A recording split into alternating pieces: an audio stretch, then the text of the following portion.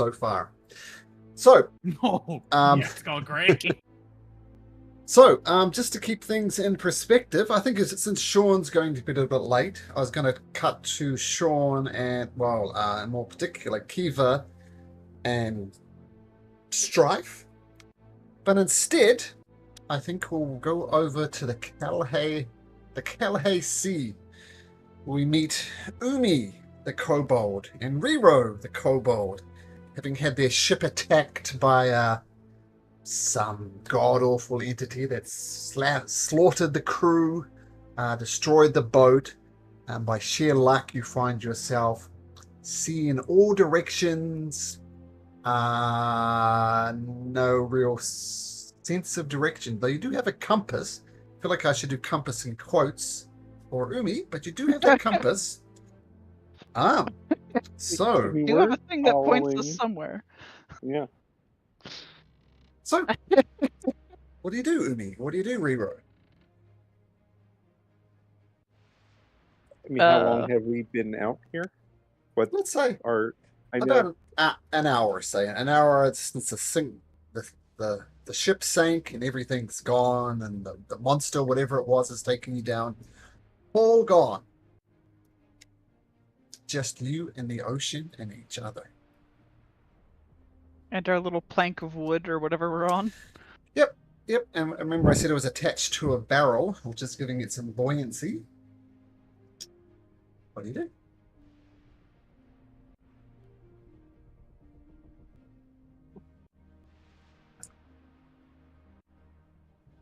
do? Riro find land. I can. Umi will nod and kind of dip her little legs in the water and start just kicking them. And hoping that that propels us in some sort of direction. Okay, I'll tell you what. Whoop.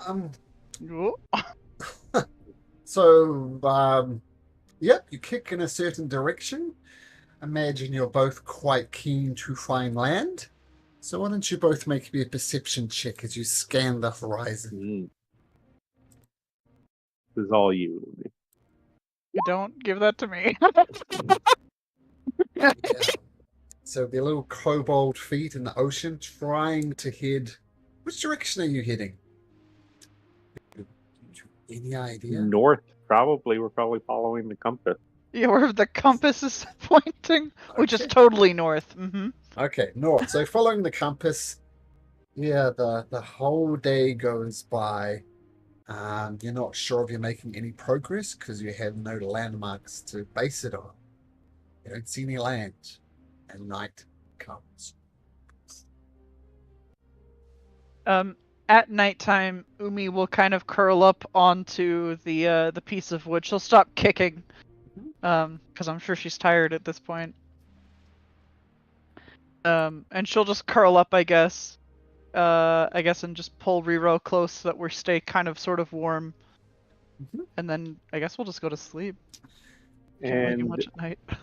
as Riro usually does after Umi goes to sleep, y'all ritually cast alarm around the two of them, specifically Umi. Like, if there's not enough room to get both of us, it's Given how small you are and how big the raft is, you could probably put the silver thread around the outside of the raft.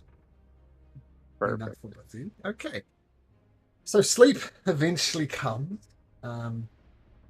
You're no longer under the yoke of the half dragon, so there's some relief, but it's pretty bad. In the middle of the night, I don't know how your alarm goes off, but it goes off, Riro. It would go off in my head, I believe.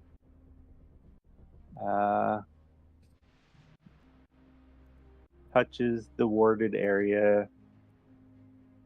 I can choose whether it is mental or audible, so I will make it audible. So it wakes both of us up. With a loud ringing sound in both of your ears, This raft that you're on is on a bit of a slope because of the barrel on one side, and you can almost have to almost lock yourself in. It's not a steep angle, but it's enough to be annoying. And you wake up and you see a shark right at the end of your boat, kind of trying to nip at your feet, and you instantly bring your feet back. You feel if it wasn't for Rero's alarm, you would have less feet to walk on. So what do you do as this shark is trying to eat you? Fire bolted in the face. Okay, make a firebolt check. Whoop, wrong button. 24 does hit as a firebolt slams into the face of the shark for 10 I'll points take of that damage. 10. Yep, sure. And Umi, what are you doing? Is this thing close enough that it can grab us, or are we relatively safe on this raft? It's slowly kind of waddling its way up, so it's going to reach you. Okay, Not I'm straight gonna take my chicken bone out of my pocket and start viciously stabbing at this thing. Okay. Let me check. Rero said it once, chicken's most versatile animal on earth. Let me double check. Yeah, okay. I'm gonna scream as I do so. I'm gonna use my draconic cry. Oh, I should have done that too. So the start of your next turn. Oh, cool. And it just happens, right? There's no save or anything. It's a neat Nope. ability. Okay, so Yeah, draconic so- cry. So what? You have advantage. Okay, cool. Bastard. Sorry. Oh, new characters and all that. It's all good. There we go. 17. Let me just check. I'm pretty sure that hits. Yeah, that hits the beast right in the snout. Feel free to stab away. Why and- does it always click it with that? Why you gotta do this? You're letting us know exactly what you're using. Yeah, it's a chicken bone. There we go. Oh, best roll that I Yeah. could get. Well, you do As in the worst, but you know. You do stab it, and it recoils back. And then it's going to get a turn. Both of these kobolds look delicious. So 1 to 2, it's Umi. 3 to 4, it's Rero. So Rero, these things take a snap at you. And let's go. Ooh.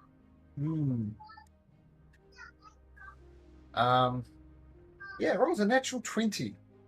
Oh God. That's gonna knock Rero out, probably.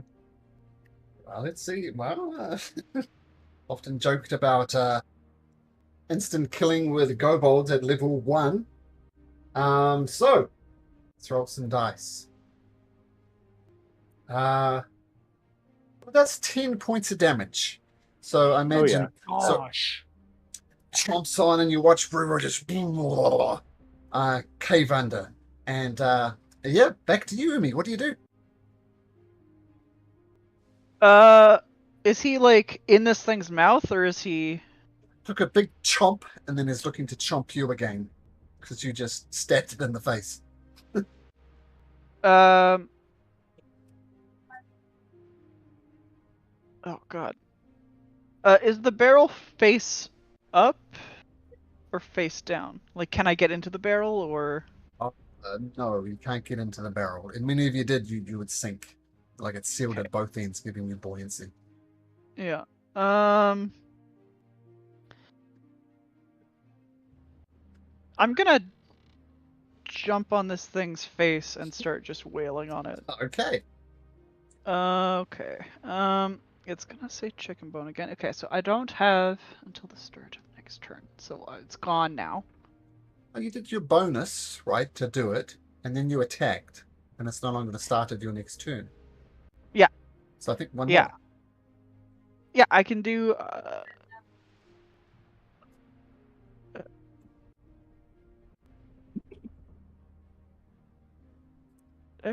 No. Two of this. Okay. Well, I read it as still advantage. Because the first thing you did was your bonus action. Yeah, I'm Took not your sure turn. why it's not letting me roll proper. I kind of have to click it funny. But here's the other roll. 14. 14 hits the shark once again. And roll damage. That's better. Oh, wow. So starts stabbing and slashing at the shark and with a firebolt to the face and this maniacal, I imagine, kobold going to town on it. It slips back into the water and licks its wounds and runs away. And you see a very damaged Rero next to you, Umi. What do you do? I'm gonna scoop him up. I'm gonna take a look at his little wounds because I'm assuming he is unconscious. Yes. Yep. I'm going to try to medicine check him. I'm gonna take some like feathers out of my little cloak shawl thing that I have and like cover the wounds with it. Sure. Make a medicine check. Oh god, I made it worse. I stabbed him in it. Yeah, maybe you stabbed him with the feathers as opposed to laying on, and he coughs up some more blood. He's in a lot of trouble. You can try again if you like. You're gonna try. You're gonna fucking kill him. No! You're really bad at this. Damn! You! Well, again, assuming you can keep on doing medicine checks. Yeah, that's better. Okay, so explain how you stem the breathing. Stabilize the body, rather. How would Umi do that? Well, after stabbing him multiple times with the chicken feathers, she realizes that's not going anywhere. And then she just holds her hand to his bleeding wounds and then waits for it to stop. Like the hole. Yeah. Okay.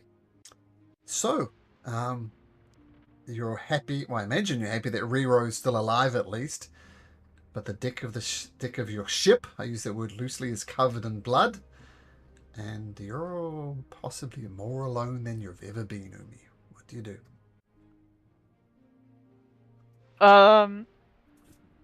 I'll pull Rero up into like my little chest so that I'm holding him like a little child. And I will stay up for the rest of the night, just holding him there, just in case another shark comes. Okay. 3 hours later, when I come out of unconsciousness, Riro will open his eyes, smile at Umi, and say, "Umi, okay?" Umi, okay. Riro, okay. Umi stabbed Riro. Accident. Umi, okay, Riro, okay. And then he'll just like fall asleep with that smile on his face.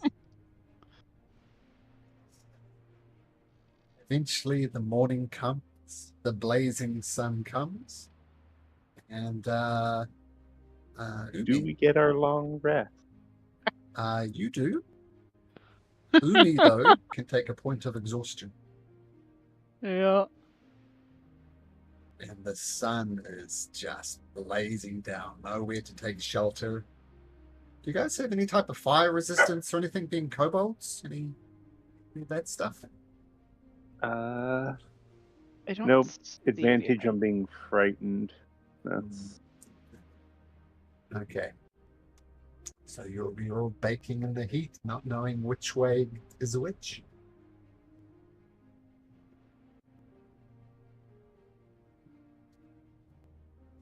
well. Unless Umi says otherwise, Riro is just going to continue doing what they did the day before. He has no idea if it helped or hurt. You paddle in the north direction, not knowing what else to do. Gonna fast forward this a bit. Days go by. No sign of land. No more shark attacks, unfortunately, but you're trying to survive as best you can. But all of a sudden, it's too much.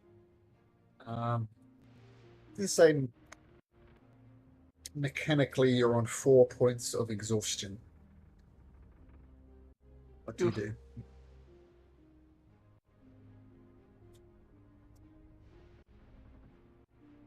Weak. Can't move.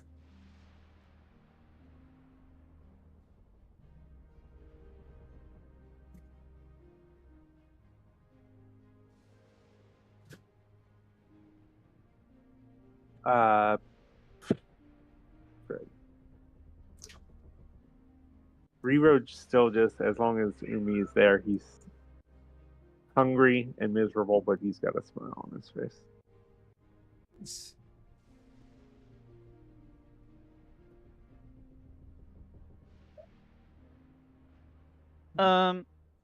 Umi will kind of make sure that the shawl is kind of covering them at least a little bit out of the sun.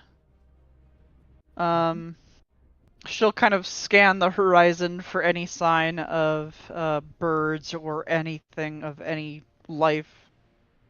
Nothing.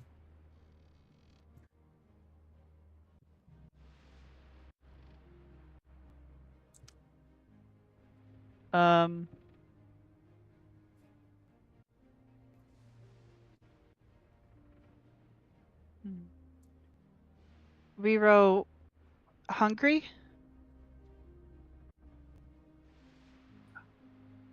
Well, I'm just checking something real quick.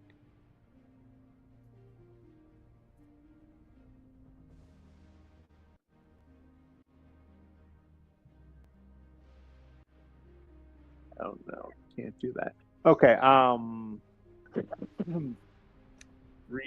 Rero hungry. Umi hungry too.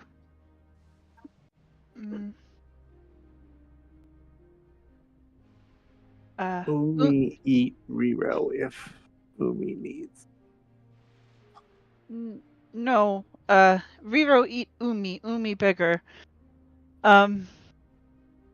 Umi's kind of gonna pull on the tip of her tail and pull it up to show Rero. Umi tail first. Umi made suggestion. Rero made suggestion. My tail. Rero tail first. And he'll grab his tail and hold it up. Put it down on the chicken bone. Umi have chicken bone. Umi make decision. And Umi's gonna start just stabbing and sawing off her tail. Ooh. Hold on. Wait. Let me check to make sure.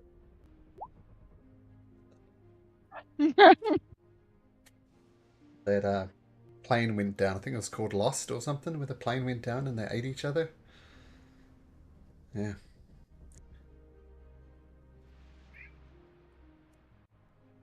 Damn it. No, that doesn't do anything. Can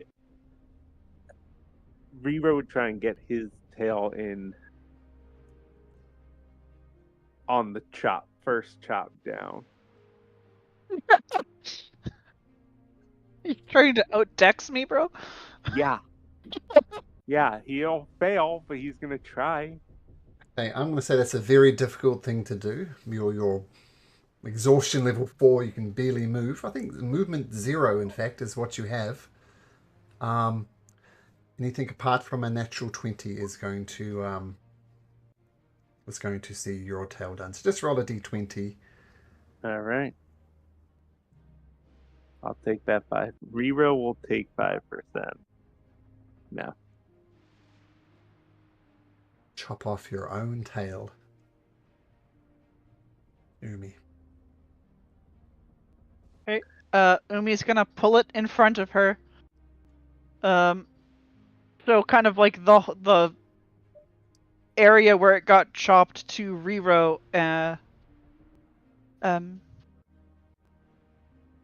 Riro, stop, bleed. Umi, cut. And I'll start, like, portioning out the tail.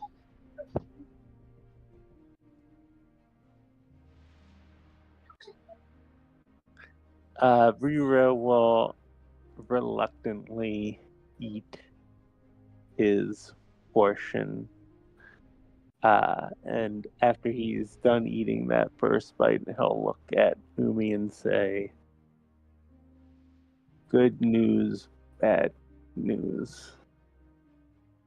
Good news, Umi still beautiful. Bad news, Umi not Waru." And he'll take another bite. Umi kind of takes a few bites and Umi nods. Umi no. Umi no.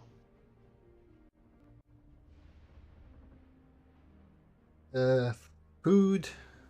I'm gonna say it helps Riro more than it does Umi. Umi just literally lost a limb. We're like lizards, right? They grow back. I'm pretty sure lore says they just grow back. If you find some lore that says kobold tails grow back, yes. Otherwise, Umi is going to be tailless. I don't think they can regenerate. Another hot day. Peddling can barely do it. I'm going to say level 5 exhaustion now, as Doug has kindly pointed out that level 5 is speed 0. You can't move. And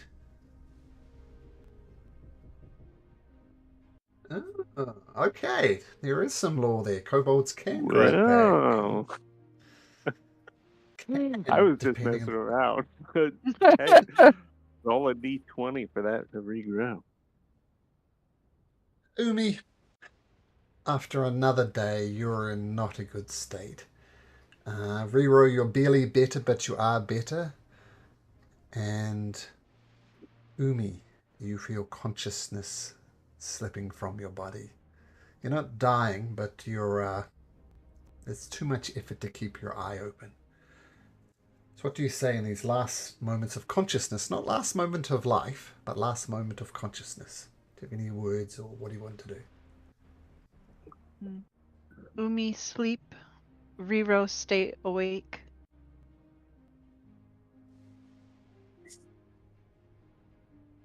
Riro, go with Umi.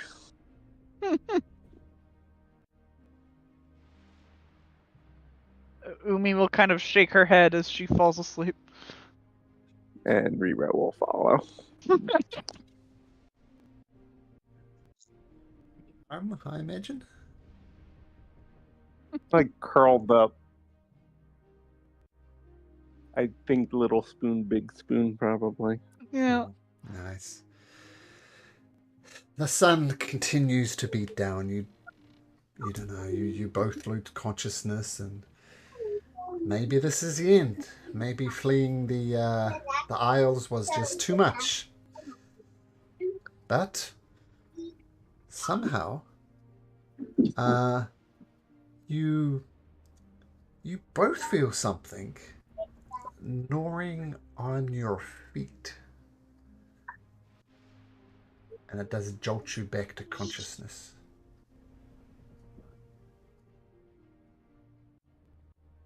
And what do we see? Well, strangely, you're on land. You're dry. Well, you're not dry, but you're on land, and you see a humanoid, well, two humanoids.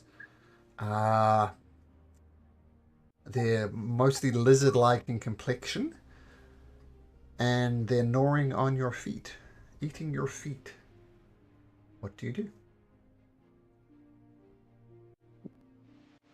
Is it not pleasant like I posted in Discord? No. I did that once in South Korea, and it also wasn't pleasant. So,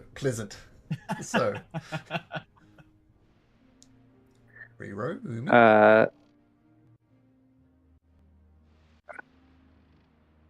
I mean, I'll try my best to firebolt them, I guess. Okay, make a roll. And what do you do, Umi, as you come to consciousness? I'm assuming we still have exhaustion level 5. Yes, exhaustion level 5, so this will be a disadvantage. Yeah, second. Oh, fires over their heads. Umi? Are they within whacking distance? They're at my feet. Yeah, right? yeah, they're within whacking distance. So if you want to chicken bone them, feel free. Disadvantage, of course. I'll scream before I do it, so I'll do my draconic cry. Oh, Sure. damn it! I mean, it's very like Rero to forget to do shit like that. Well, you are very, very, very tired, so not overly surprising. When she is doing it too, and as she is screaming, the little chicken bone, the little tip of it is going to start fire, like a little green flame. And I'm actually casting Green Flame Blade as I'm smacking down on this guy. Okay.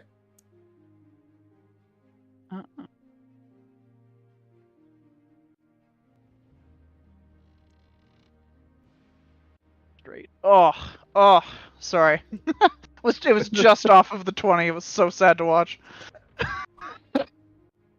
Strike roll, yes. So you try and stab him with your chicken bones, and these two lizard-like creatures. Oh, sorry. We thought you were dead. Sorry. We thought you were dead. Dead? Not Rero, dead. not dead. Oh, was it? You come on plank, and you did not move. We pulled you on and looked at you. You look dead. You'd be drowning in the ocean if it wasn't for us.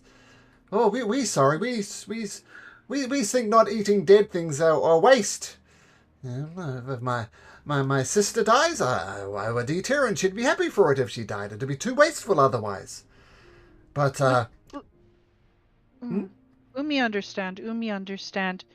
We eat Umi tail earlier. Much smart. thanks. Bringing from water. Oh, wow. Where's you from?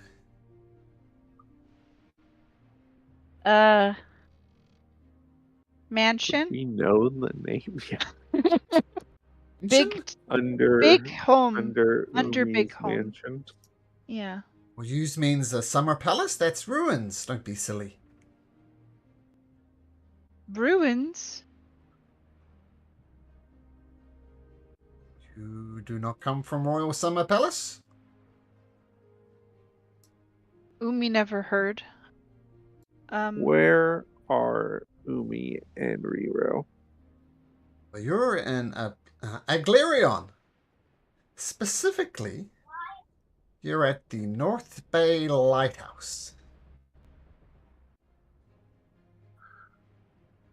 Do not take this the wrong way, but yous look like shit.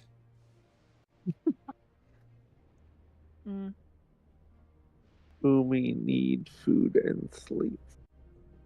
Oh, Umi does not know what shit means. oh, sorry, local dialect. Come with me. Follow me. And the two lizard people start walking towards the North Bay Lighthouse. And Umi Rero can't stands. move. Yeah. We have 0 movement. Yeah. Oh, you are worse than we thought. And these two people go back into the North Bay Lighthouse, and they come back with 4 or 5 of their friends, and they physically carry you into the North Bay Lighthouse.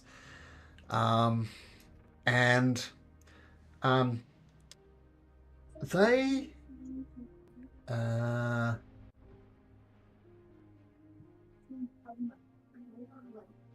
sorry, let me just check my notes here. We export. We provide Onadbyr with food. Do you know of Onadbyr?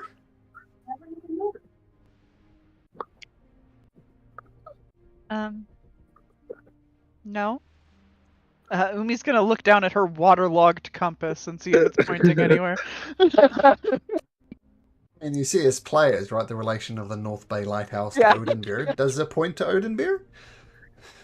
Or does it point Uh, more? sure. Sure, Okay. it points to Onadbyr. This Mm. thing is just absolutely wonky. It like spins once in a while. People in Oathbreaker are, shall we say, greedy. We sell them giant toad legs at unreasonable prices, shall we say. But you are our guests. We feel bad for eating you while you were alive. So please, have one of these giant toad legs, and they give you one each. It's bigger than you are. Oh, I'll fucking go to town on that shit. Yeah, as much as a 0 movement level 5 exhausted kobold can go to town on something. You do indeed go to town. Over the next few days, you're given as much water as you'd like to drink, as much giant toad legs as you can eat, and eventually, you get back to long rested 0 hit points. I did fast forward. Is there anything you'd like to do while you're nursed back to health by these lizard type people?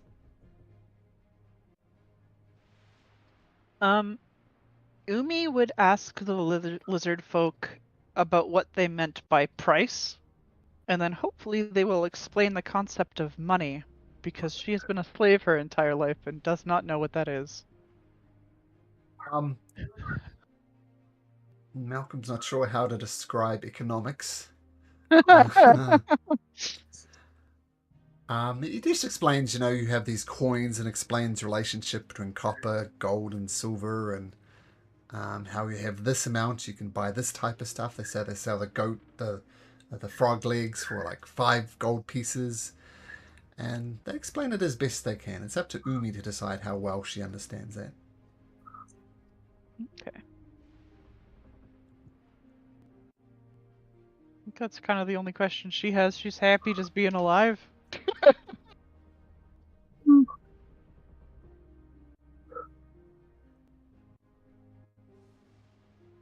What's your Sorry. Rero would spend all of his time with Umi, and then at night secretly look for things to read if they were around. that these lizard folks are not big on reading? Oh, well, that makes life easier. All right. So imagine at some point you ask a lizard folk if they have any books. No, no books. For books you need Oh to no, go I to. would never. Oh, you Ask never for ask? books. Okay. No, he would never. So, after a while, one of the lizard folks who was initially eating your feet says, well, we are glad you are back to health. We are glad we did not eat your feet. Feet are important. What is your plans now? You can't stay at North Bay Lighthouse forever. Umi go towards point on compass, and I'm gonna hold up the compass that's like currently spinning around. Follow your compass to the big city. And you can see off in the distance Oathbreaker. It's not that far away, so you can see the city. I suggest you go to the big city. Oathbreaker is its name. Whoops. And seek out someone called Word Splasher. Ask him to show you the city. And maybe there you'll find answers to that which you seek.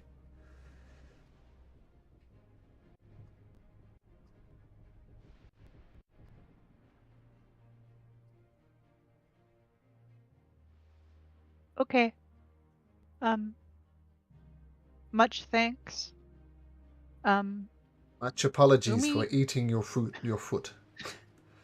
Umi not know your names. I am Grunk, and he is Bite.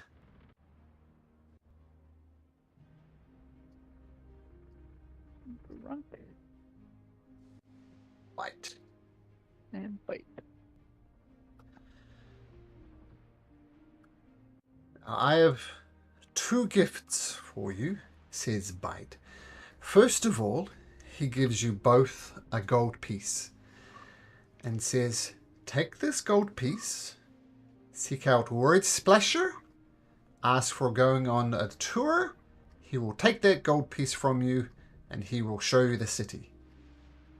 I also have a second gift for you, and it gives you a whole giant toad leg. You have options. You can eat this, or you can sell it in Onadbyr. Maybe for 5 gold pieces you could get for this. It is our gift to you, and our apology for trying to eat you. Umi understand. Many thanks, many thanks. Happy, appreciate.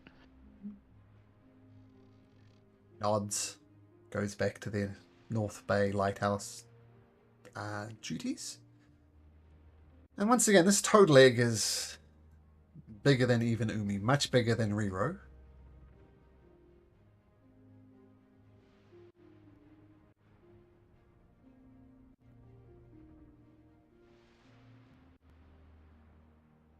Riro and Umi eat toad-like?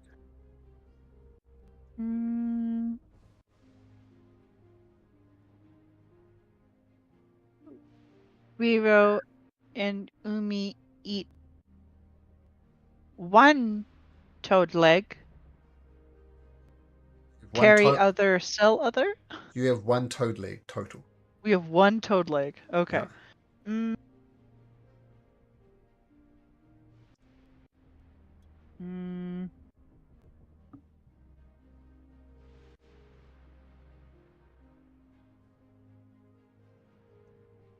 Riro hungry?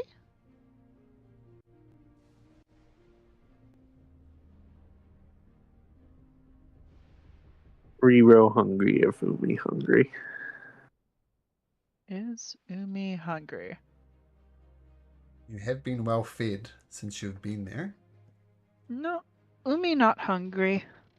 Riro carry toad-like. Umi's gonna watch him try to carry the toad leg and then Yeah. pick up the other half partway through so that he feels like he's still carrying it. Sure. And heading for the city, checking your compass, it seems to be pointing in the right direction. And eventually you make it to the city of Onadbyr. But before we rejoin Umi and Riro, we need to talk about Strife and Kiva, who got outwitted by a Canadian fisherman. So, next to the river, what do you do? Oh yeah, we're trying to go ahead. I think our best bet is gonna just be follow the river to the Agreed. Onadbyr. Agreed. We can try to find another boat if we get a chance. Otherwise, yeah, just follow the river and go as fast as we can to get. Yeah, Place of keeping an safety. eye out for the cult, the coven. Yeah, that if we get if we find a place to hide and rest, we think we can kind of dodge in. We can do that. But otherwise, we'll just kind of book it. Yeah. Yeah. Okay. Tell what, both of you make perception checks. As imagine you've got one, looking over one shoulder every now and then to see if you're being followed. Eva, yeah, you seem confident that no one's following you. And Strife?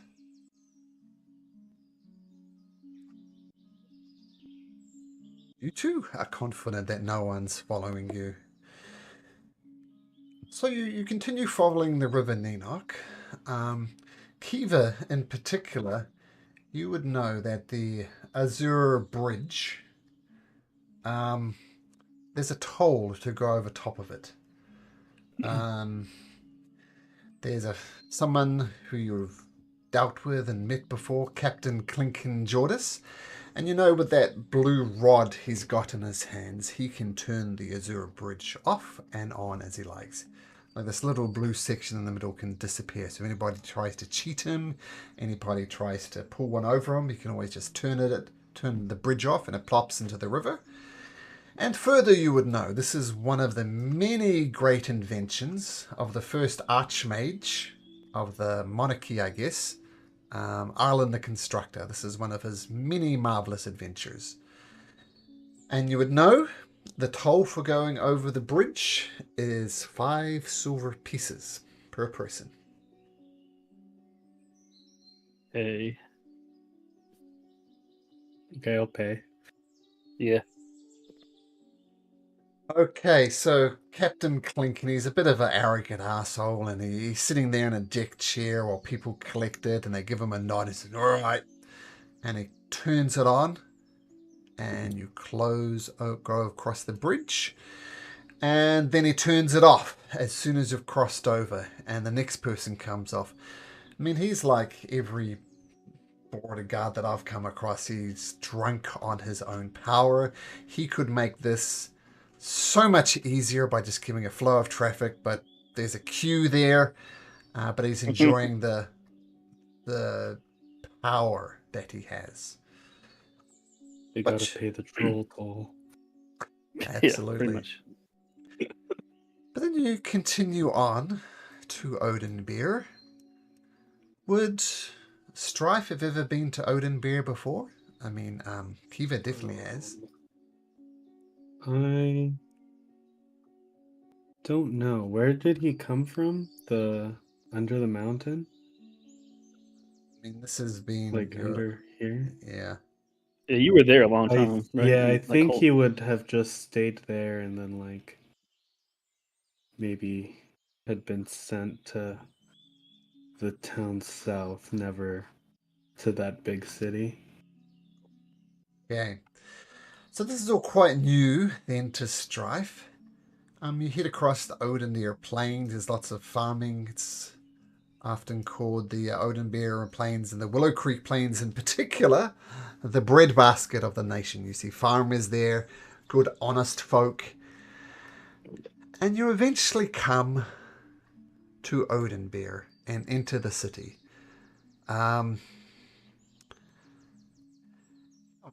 During this time, which is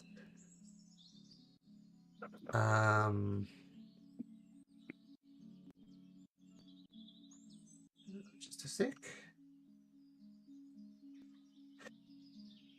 Sorry, one quick moment.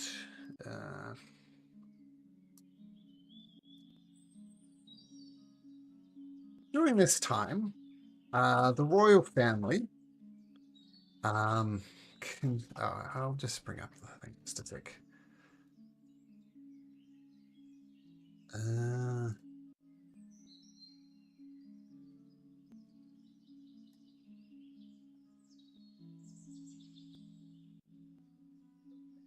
These times are good times. There's a great king. Here we go. During these times, they're good times, and the royal family is good and stable. On the left, you have the great King Waldron Azanar. Underneath his rule, the city has become prosperous. The army has become grand, and the Queen Elsa and the son Krasnor. Now, unfortunately, in the not too distant past, Queen Elsa passed away. She is no longer with us, and the king has remarried someone called Queen Laurencia, and it's a little bit odd. People think the king is remarried too quickly, but Queen Laurencia, regardless, is alive, as is Prince Krasnor. So what would you do upon returning to Onadbyr? Given your background, which I don't want to say, but what would you do? Yeah, but I think that's where we would head. Would be there because we're trying to be safe. I think the mission that I have is as complete as we can make it. Right. So I don't think that there's a secrecy behind more except to get back. So I think we would head straight to Right to the bosses. the The bosses. bosses. Well, the bosses will I'm be trying to be right. vague until you say yes, that's cool. Good. The bosses are indeed the king. The king is the person who you ultimately are sworn to. And you come into the royal palace. The guards let you in. They recognize you. And you But I think come... before we do that, Mhm. before we do that though, I think that you and I talk to Strife real quick. Sure. So I think before we go into town, we're safe now. So I guess what time is it? Early evening by the time you get there. Okay, so I think before we do that, I'll plan it the next day. So like, if we find a place to stay, so Strife I can talk, I can kind of let him know what the plan is and where we are. Because I think in our relationship before, I don't think I would have said that where I came from, Sure. right? Well, So, the place you know and love is this place over here, the Lucky Leap Tavern. It's just been recently opened by a former adventurer called Recio Tane, just a young guy. But it's an old haunt. You like it, and you find a quiet table in the corner. Okay, so Strife, I think we should talk for a minute about our next steps. How are you feeling after all this? It's going to be a shock coming from the country Yeah, to this big city, weird being in this big city for sure. right? It's like you literally just convinced me to leave everything I know, and now I'm so confused. You didn't let me get a boat for us. That made no sense to me. I had a Well, simple solution to a simple problem. you did. It was simple, but you would try to kill that fisherman, I believe, if I didn't try to stop you, and that's something that I don't think is who you are. We're trying to. I know that's where you've been in the cult. I know that's kind of the background you've had. But as we've talked in all of our time together, I've seen more in you than that.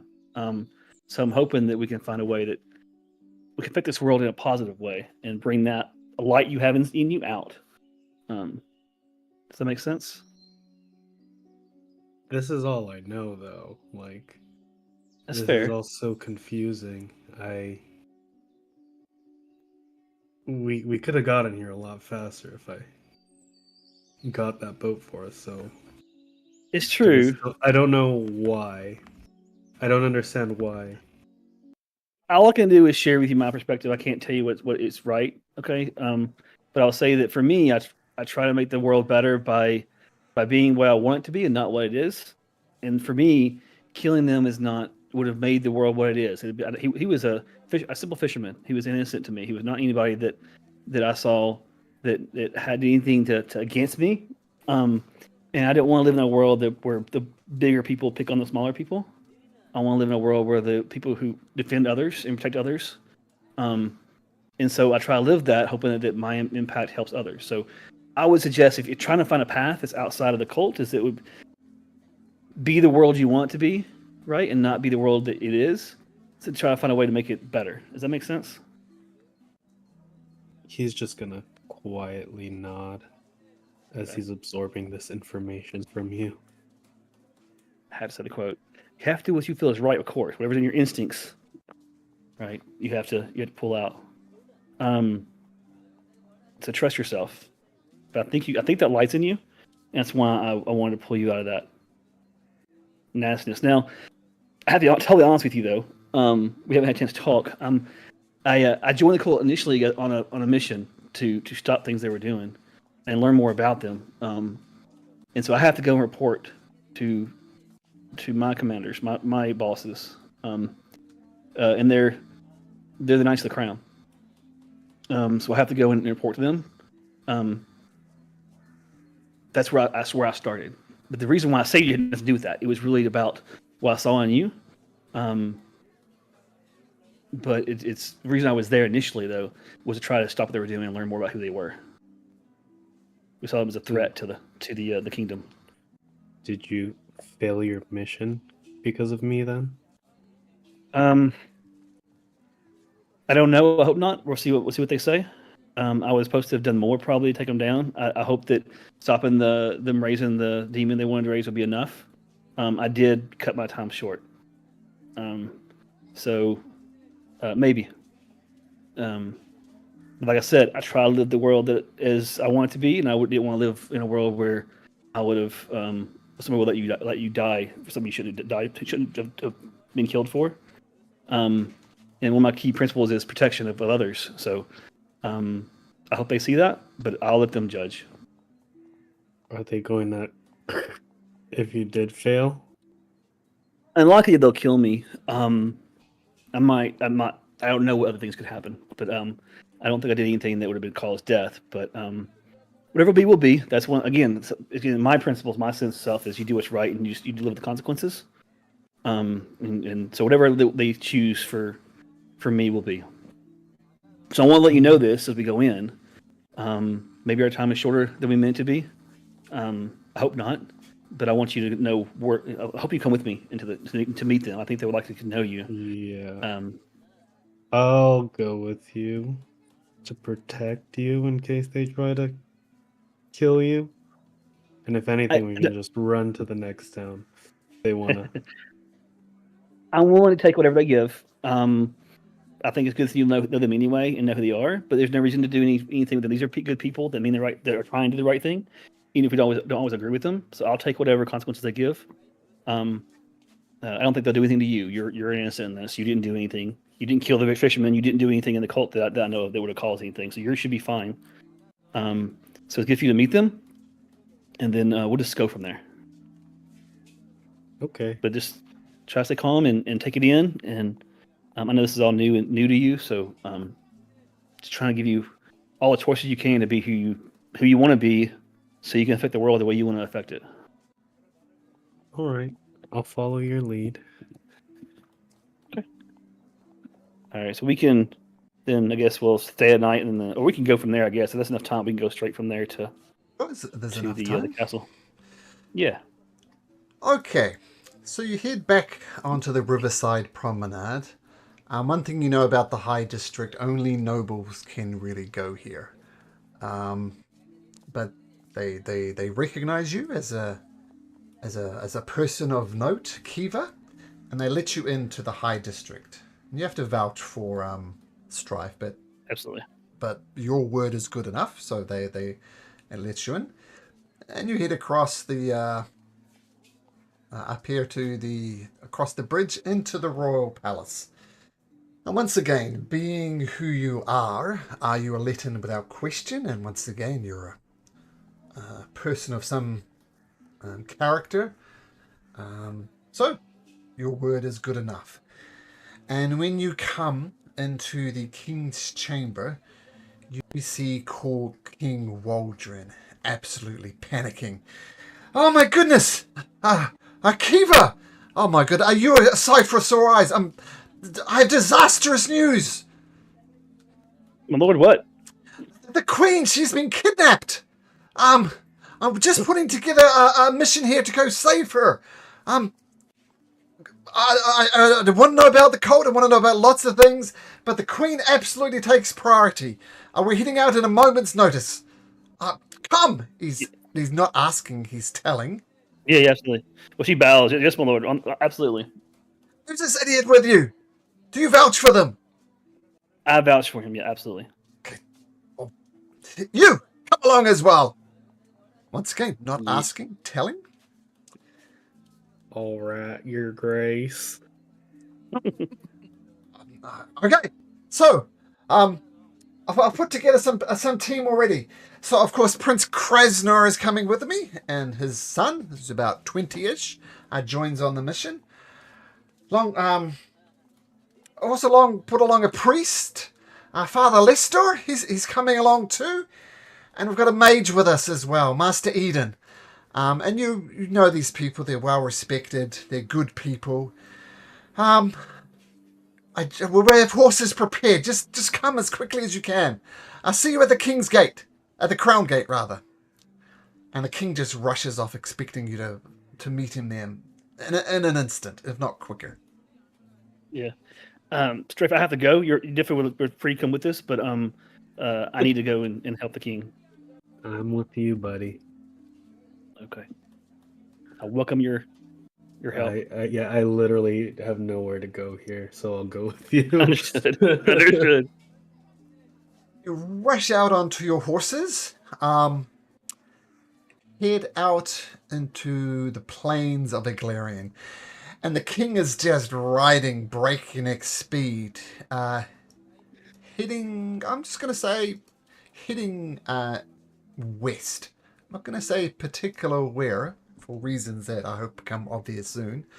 But you're riding like a breakneck speed, and Father Lester is doing some divination magic along the way. And they've picked up some type of trail along with the Archmage, using their abilities, using King Waldron's tracking ability. Basically, he's an absolute badass. He's a mighty warrior, great leader. About the only negative thing people say about him is a bit of a philanderer. He has ladies of the night and various concubines, much to the upset of his former wife. Not so much nowadays, but yeah. And you ride at breakneck speed, galloping across the plains, and eventually you come to a very strange tree. It's quite large, much taller than you even on horseback, like it's about 20 feet tall. Just the main trunk of it, branches sprout out, and about 10 foot wide at the base. It's just a huge tree. But the oddest thing about the tree, there's got lots of little eyes on the trees. And the eyes kind of peek out and look at you. And Father Lester says, this is it. This is it. This is where we cross into the Fey Realm. What? The Fey Realm, it's a place where rules don't apply, where trees talk, where grass moves in unnatural ways, where the fake folk live, the fairies, the dryads, the satyrs. If you've never been there, it's quite a sight. And Father Lestor says a few incantations under a breath, and the tree of this many-eyed tree, the trunk of the tree just opens up, and King Waldron instantly dashes in. Prince Krasner instantly dashes in, followed by the Father Lestor and Master Eden the Wizard, leaving only you two behind. Yep, Okay, sure. Give him a look. Run. Give him a look and go. Yep. You dash straight in on your horses. The horse is a little hesitant to run into a tree, but you urge them on, and you cross into somewhere that's just weird. You swear the trees all twist a little bit and look at you. You swear some of the flowers are creeping up your horse's legs, and you look down and the flowers are indeed. The horses kind of whinny a little bit, and the weeds, the flowers retreat. And there's little, almost like rose petals, or what are they called? Cherry blossom petals filtered through, and the smell is kind of sickly sweet. And you urge your horses to follow King Waldron. But you look around. You don't see King Waldron. You don't see Master Eden. You don't see Father Lester. You don't see Prince Krasnor. You don't see anybody. Do we see tracks of anything? Any sign of him? A survival check. Okay. No idea how good that is. Not great. I'm a little concerned. Rushing myself a little bit. Yeah, Strife, Kiva, you look for tracks, and you don't find any. And the weird thing is you kind of look back and you don't see your own tracks. You're almost like the flowers are shoveling dirt around to cover your tracks. It's strange. It's strange. All I know to do is keep going forward. I don't want to go. I don't want to leave with them here. Strife, do you have an opinion? What do you want? I have no idea what to do. Okay. This well, is we'll even stranger than that big city you just brought me to. Fair. Okay, we'll keep. Just going forward. I don't know what that means. We'll try to look for any sign, keep an eye out, listen. But without anything else to go on, that's all I've got. So keeping on the direction that you found yourself in when you crossed over to the Fae realm, you keep going straight, basically. Initially, it's easy. Initially, the trees almost part ways. Not really showing a path as in a trail on the ground, but an easy way to wind through the trees. And so you wind through the trees and they're almost getting out of your way. It's strange. And then it takes you to a river. The river is gently flowing. You can cross it easily if you like. And on the river, like, there's lots of lily pads that float with frogs jumping back and forth on it. Kind of growing larger sometimes, growing smaller. And you look left, right, you still don't see any tracks, but you do hear the sound of a gentle harp coming upstream a little bit. Okay. You just give a look to Strife and shrug and head that direction. Towards the harp, Yep. you see a lady with deep brown skin and blonde hair. It's kind of odd to see that combination, but that's what she is. And she's dressed in just a simple robe. Her feet are in the water, just gently splashing. And she strums a harp. And she looks up to you, and she's remarkably beautiful. And she says, "Oh, hello, travelers. You look confused. Is there something I can help with?"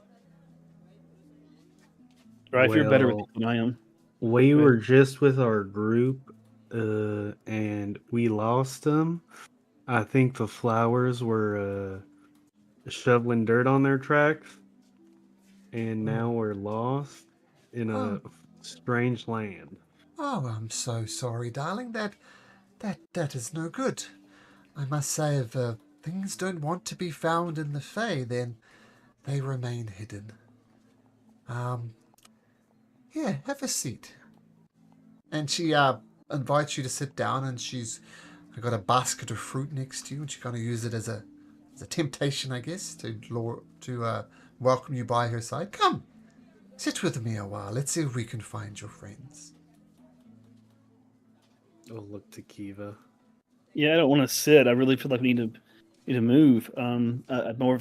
Is there some way you can point us, or help you can give us on how we can find Did them? you see 4 humans Or horses, even. or horses? Let me tell you one thing for free. You cannot rush things. Where we are, things take time. Time is a little twisty here. But if you rush, you will get there much slower. So please, come, join me. All right, I'll plop down then. Sure. She offers you a piece of fruit each, something vaguely resembling a mango, but its flesh is green as opposed to orange. And she takes one herself and kind of cuts it with a pocket knife and starts munching on this fruit. Please, eat, enjoy. After watching she sit. Yep. Yeah, I will eat and enjoy, and then as I'm chewing, I'm like, so we were with this regal-looking fella, and What was they his had name? horses. What was his name? King Waldron. King Waldron. Oh, well, there was a king here many years ago called King Desmag, but he doesn't rule this place anymore. It's under new leadership. So King Waldron, okay, on a horse. Was there anybody else? There was a Father Lester and a Master Aiden. Holy man and a magic user? Okay. And then I forget the name of the king's son. Prince Krasnar. Prince Krasner. Okay, gonna write that down. So a king and a prince. Why were they here? We're looking for his old lady. Whose name is? Is Malcolm dropping a hint? Ailsa. Elisa is how I said. Alyssa. But I feel with what Belzebeth, she's going to be Queen Elsa from this point on. Oh, so a king and a queen, a king and a prince are trying to save their queen. That's remarkable. Last question. This is to both of you. Why do you care? Who are these people to you? Well, I literally just met them. She knows them. They're my king. They're my lord. I'm here to protect him and serve him best I can. They serve our people and our kingdom, and my primary mission is protect them through the king. I understand now. So you're a slave then? Not safe. It's by choice. You said you do what they say, didn't you? Isn't that what a slave does? I am a slave to principle, but not to them. That is confusing. I do not understand, but I do not need to understand. Seems a little cult-like to me. Their chosen beliefs. Yes. It's fair though. Now I have seen the people you are looking for, but I need to tell you something very, very important first. What is your name? She says, pointing towards Strife. My name is Strife. Yours, milady. Eva, shout answer. About to tell you something that is quite possibly the most important thing you will ever hear in your life. And she takes Strife's face with her hands, just gently holding your face. And she says, I did see the king, I did see the queen, I did see the prince, and I know the one thing for certain. You, Strife, are not welcome here. And she takes her knife and strikes you across the throat. And you grab your throat, blood's pouring out, and you fall to the ground and lose consciousness just instantly. Oh, come on, man. Comey, what do you do? And she's got the knife and she's covered in blood from Strife. She's a fire. She wicked attacks. looking. Okay, attack away. Yep. All right. Glaive in hand. Doing an Umi. I didn't go through.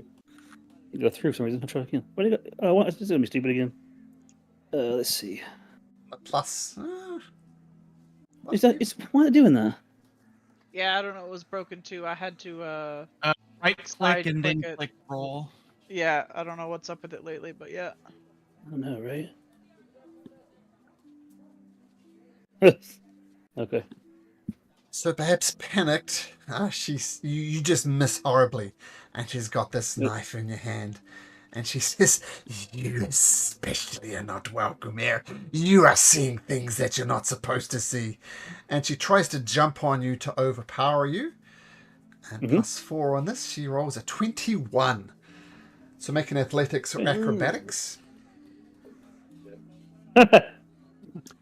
So you dive off to the side, and she's kind of flicking this blade from one hand to the other, and it's kind of doing a little arc of blood as it's still dripping from the wound inflicted on Strife. What do you do, Kiyomi?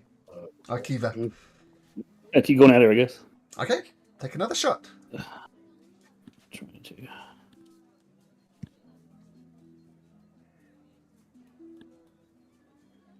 One roll. Roll great. And misses again. And she actually catches your glaive into one of her hands, takes the glaive to her chest, to her kind of, to her chest, and pulls it in towards her, and you see it pierce her chest, and it pops out the other side. And she says, "That's better. Kiva, do you see me?" She says, breathing with fetid breath in your face.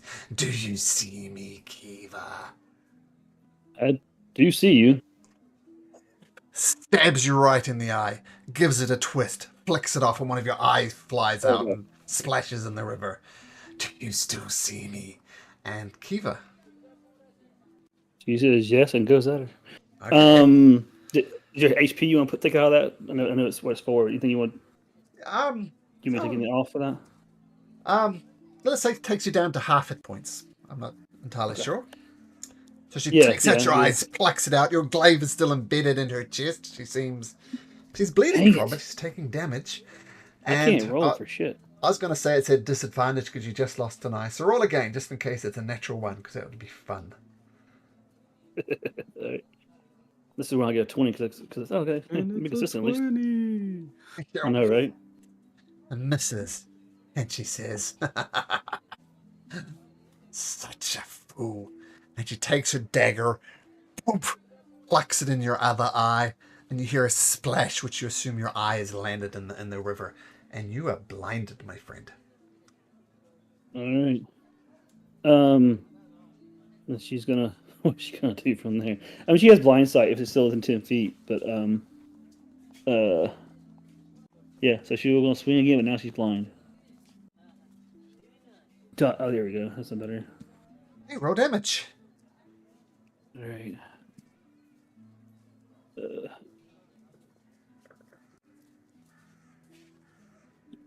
Let's say you pull the glaive out of her chest, give it a huge swing and cut her across the chest, and she's almost leaning it into again. And then she jumps on top of you to overpower you again, and stabs you repeatedly in the chest, and you hear this horrible cackling laughter as consciousness boom, fades from you. Okay, Sean, Wi-Fi, roll up new characters if you wouldn't mind. Okay. Right. You wake up.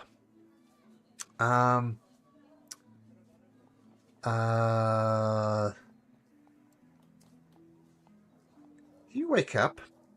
You find yourself. Where is it? Down here, in a place called the Temple of Life.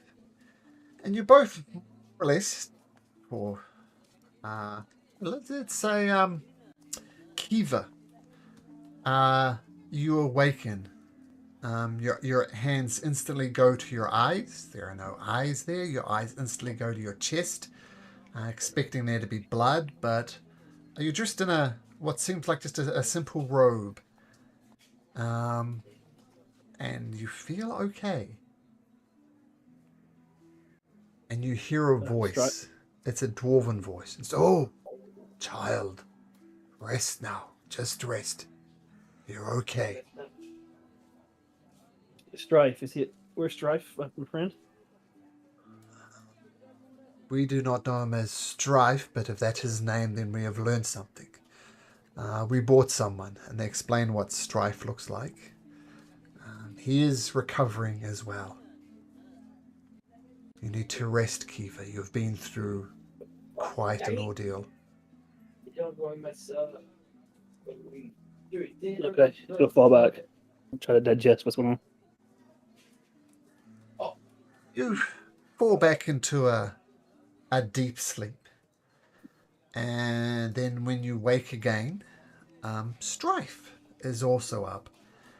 And Strife, you see this dwarven gentleman, Oathbreaker Onadbyr. And he says, oh, you are both conscious now. I imagine you have questions. Is my mask on my face?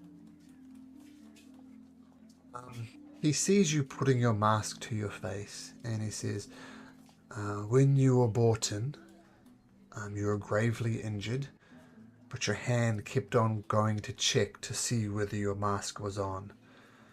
So out of respect for you and the mission that we're on, we've kept your mask on. Thank you. I appreciate that. We appreciate what you at least tried to do. Do you know what happened to us? Do you know what attacked us? We do not. I'll start with the good news. The Queen was rescued. Queen Laurencia is now with her king, and they are fine. And on their way back, they discovered both of your bodies, assuming you were dead. But someone, somehow you were still alive. And they brought you back here to Onadbyr, to the Temple of Healing. And we did our best to save you. I'm afraid, Kiva, there was nothing left to work with your eyes. Your eyes were literally not there. He swallows. I see.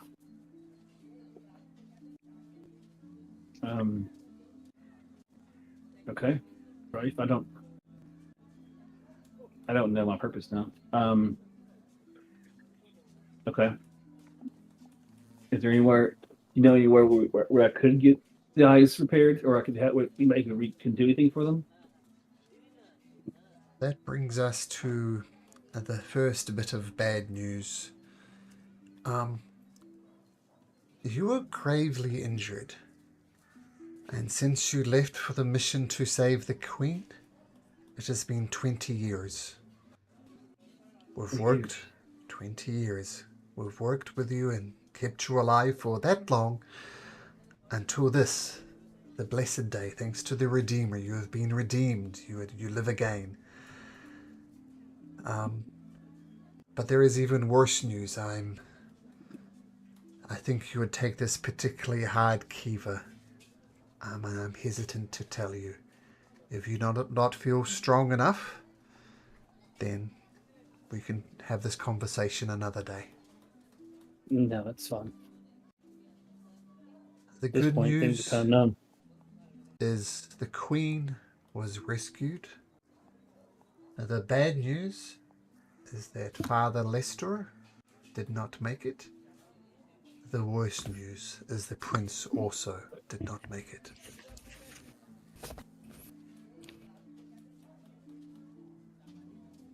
Let's see.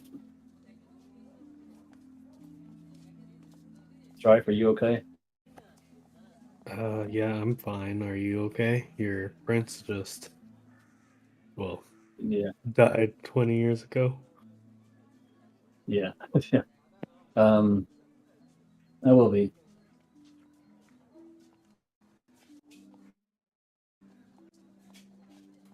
I don't know what to do now. Now, Mhm. just rest. And someone forgot to tell you that Lord Signmonder, the head of the King's Guard, was also on the mission. So, by the way, he's the head of the Royal Swords, the top of the totem Okay. pole. Very well respected, so he was brought along on the mission as well. Okay. Rest now. And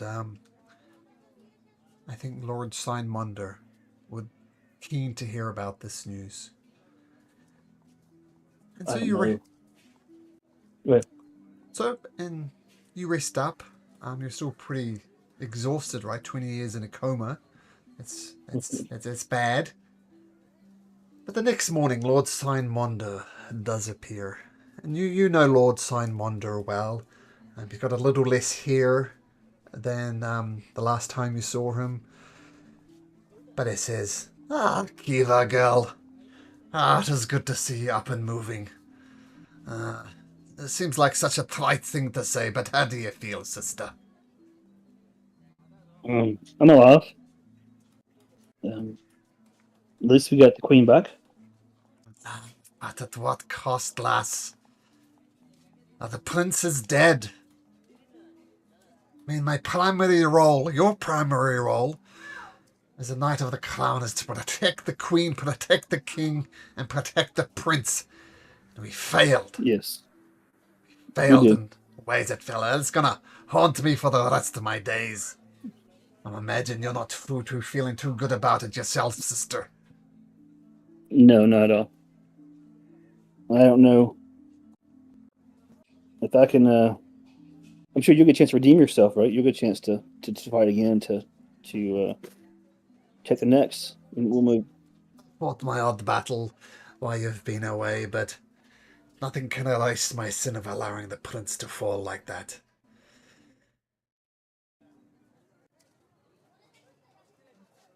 I want to introduce you to a friend of mine out here. He's been with me through this strife. He's I met him in my last mission.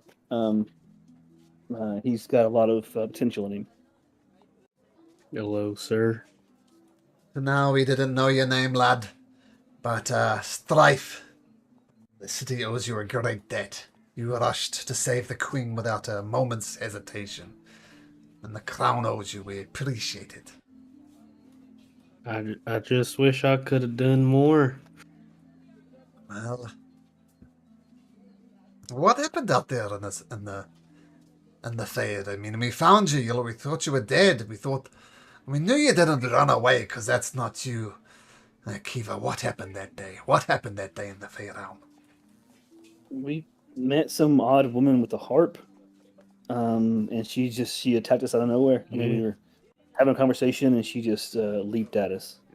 And I'm sorry to say, she was stronger than me. It's no small things. I gotta say, Kiva, you're not the warrior that I remember you to be. You're strong. You do not look strong now. No, I don't feel strong.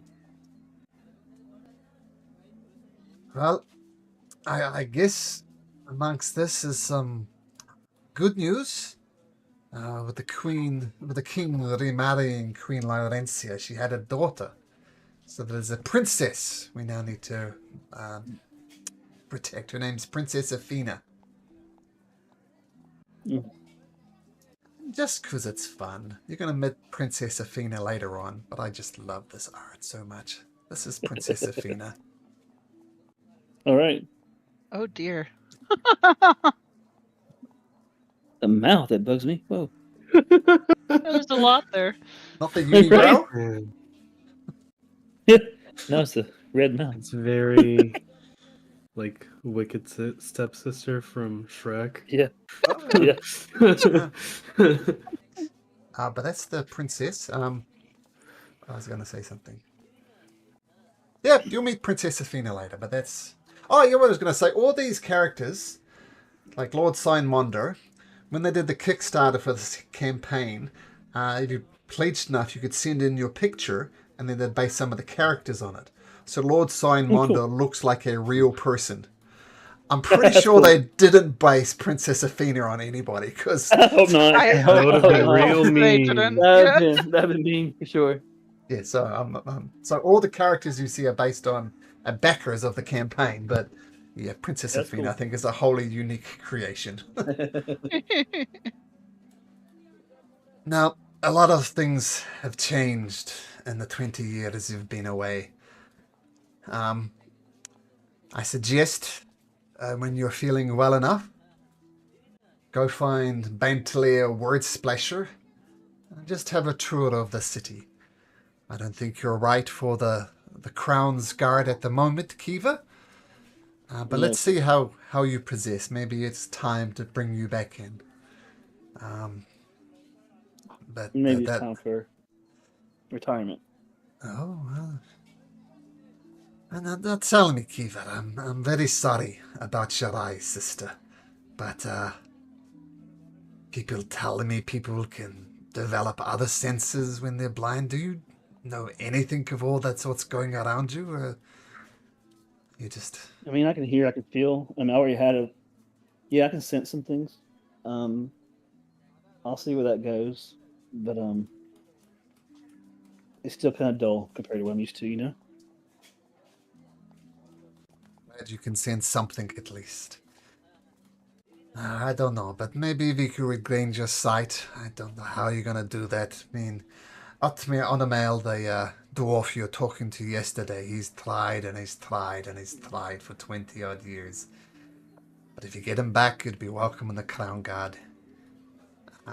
Sooner Understand. rather than Thank you. later.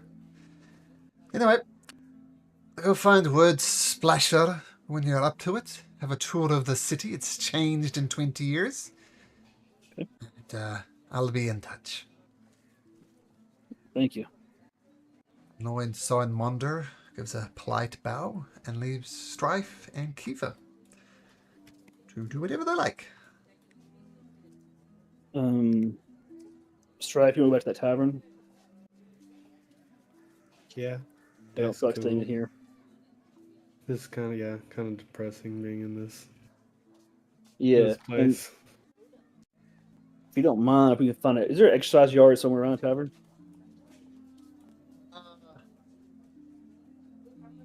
Well, if you go back to the Lucky Leap,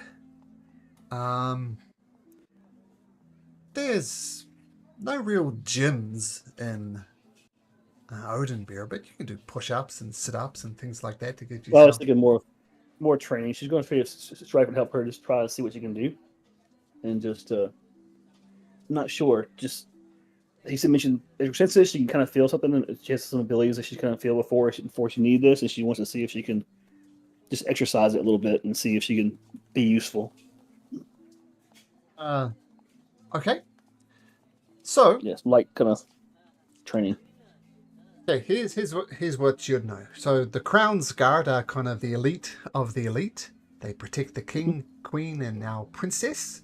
And that's their primary job is to protect the monarchy. There's also a group of lawgivers called the Red Cloaks, who are the lawgivers. They train extensively in the law. There's about 50 of them, and they wander around and dish out justice. They can say, you broke this crime, this is your punishment, and then this just taken as gospel. So the kind of the court and policemen all rolled into one. And they train down here in the house of the soldier. There is a gentleman there who you know as well. Everybody looks a bit older than usual, but this red cloak, I'm just bringing up, his name is Nathiel Wester. Says, Kiva, you it is good to see you, but you don't look well, my friend. No. I hope I can borrow your yard for a minute. I think Strife with my friend of mine was going to do some exercising and some practice. Of course. We know your reputation. We know what you sacrificed. You see Strife is uncomfortably avoiding the mess of a face that Kiva has with two eyes Right. missing. It's not good looking.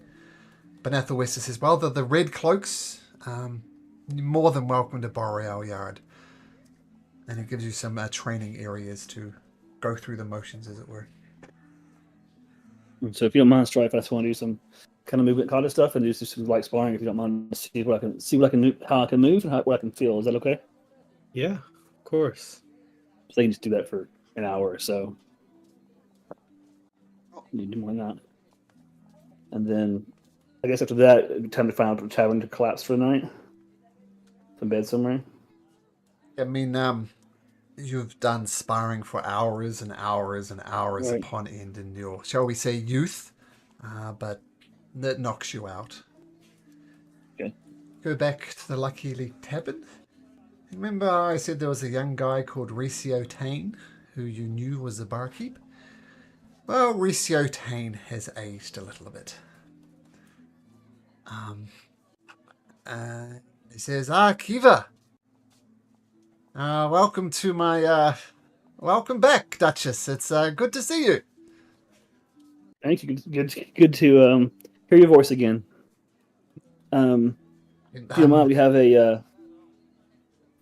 I'm just going to say, I'm sorry about your eyes. I mean, just when you said the sound of my voice, that's tough, Duchess. I don't know what to say. It's it's life. It'll be fun. It'll be all good. I already had a nice exercise in the yard with my friend. I think I'm gonna go lay down. It's a bit taxing trying to come back. If you could just take care of my friend for me, he's he's one of the best you could find. He's with me through all this, and I just need a place where I could probably rest for a while. Tell you what, go rest up. And your friend here, what's your name, Governor? Oh, my name's Strife. Oh, Strife. Look, if Kiva vouches for you, you're okay in my book, Governor. Tell you what, go upstairs. I'll get a room. I'll get some food sent up to you.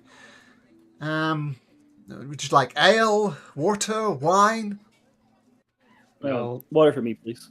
I'll take some wine. Right, I'll bring that right up, and let's just say it's on the house as a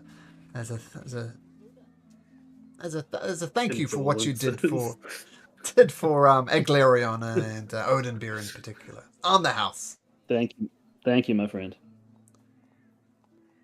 Stripe, if you don't mind, I'm going to take some time to lay down and relax for a while, and try to kind of get my head around this. I assume you'll be okay by yourself for a while. You've been That's really cool. helpful through all this. Get your rest. Thank you. And she'll go upstairs and try to meditate some time to herself. And it's nighttime right now. Yeah. I'm probably just gonna walk around the streets and get a feel for the city then if Kiva's knocking out. Like people watching and stuff like that.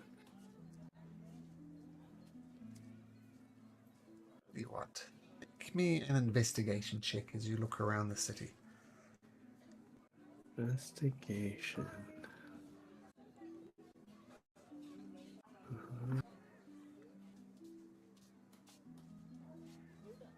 Oh, not bad.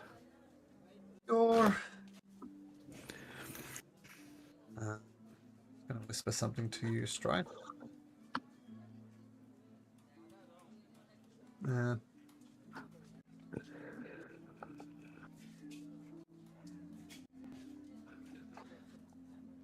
Well, the spelling errors, but I assume you know what I mean.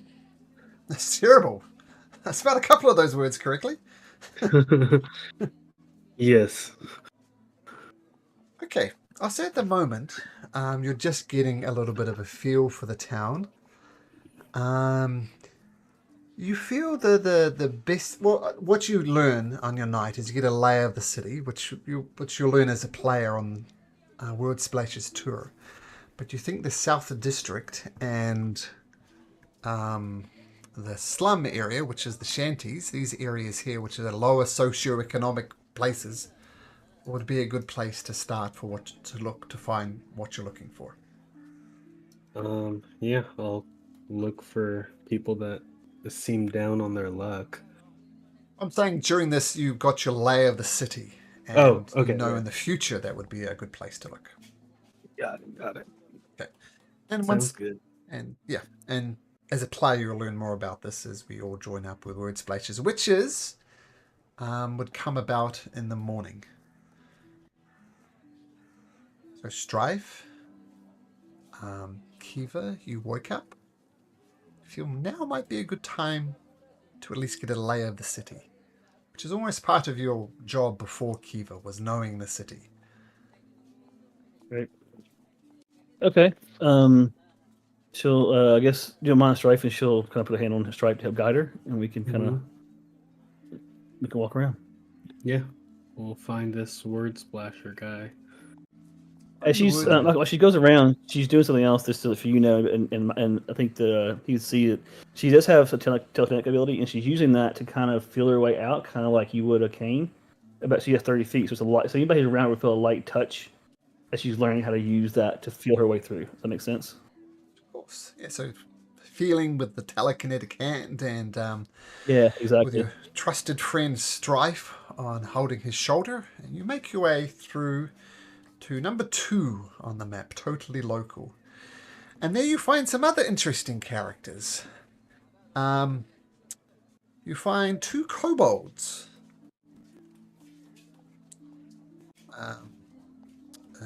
Rero, we're gonna think you're muted there.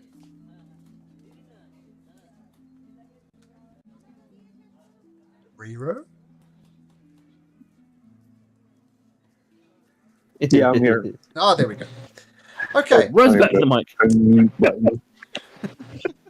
so I will just go back a little bit, and Rero and Rero and Umi are the first to arrive, and come across this big city. I mean, you lived in a mansion before, and the mansion was magnificent, but this city just... There's mansions after mansions. It's... I don't know, how do you react?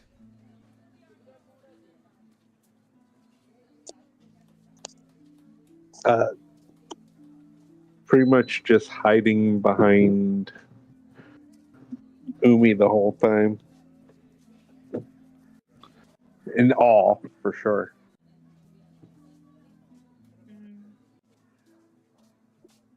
Lots of masters here. Find place to sell toad leg. Hello, my dear. You look a little lost. My name is Bentley Wordsplasher, at your service.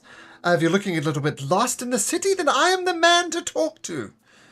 Can I give you a tour of the city, show you the sights and sounds, the wonders of Onadbyr? What name? Your name? Oh, my name is Wordsplasher. People call me Wordsplasher. I've another name, but most people just call me Wordsplasher.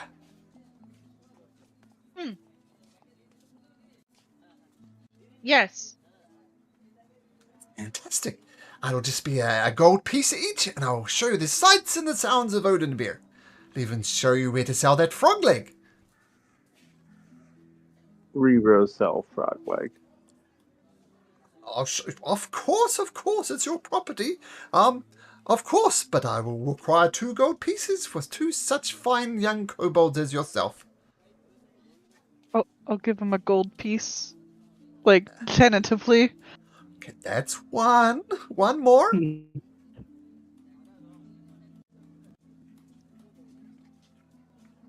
Rero has no money. Rero has 1 money. Rero has 1 money? Rero has 1 money. Oh, I did not mark. Where did that 1 money come from? The lizard man. Mm. I gave Umi you will 2 reach gold down pieces. into Rero's pocket. Sure. Mm. Fantastic. He's carrying this frog. It's a lot for him to carry. Sure. Bigger than you, as we established. All right, we'll just wait for some more guests to arrive. And, Aldrich Ghoul, you've been instructed to be here as well. So you arrive on the scene. He just like stands off to the side and watches these weird people interact. You coming on the tour, good sir? I'm not sure how to gender you. Sir, ma'am, it, they, them. In his head, I'll say "Sir" is fine. Oh, okay, very good. So, sir, 1 gold piece, and you're more than welcome to come on one of Bentley's, Wordsplasher, Stone Shield's legendary tours of the city. He'll flick a gold coin to him. Is it? Right, and it gets down right on the level of the 2 kobolds. Oh, by the way, one thing I'll tell you about the city, everybody is welcome here.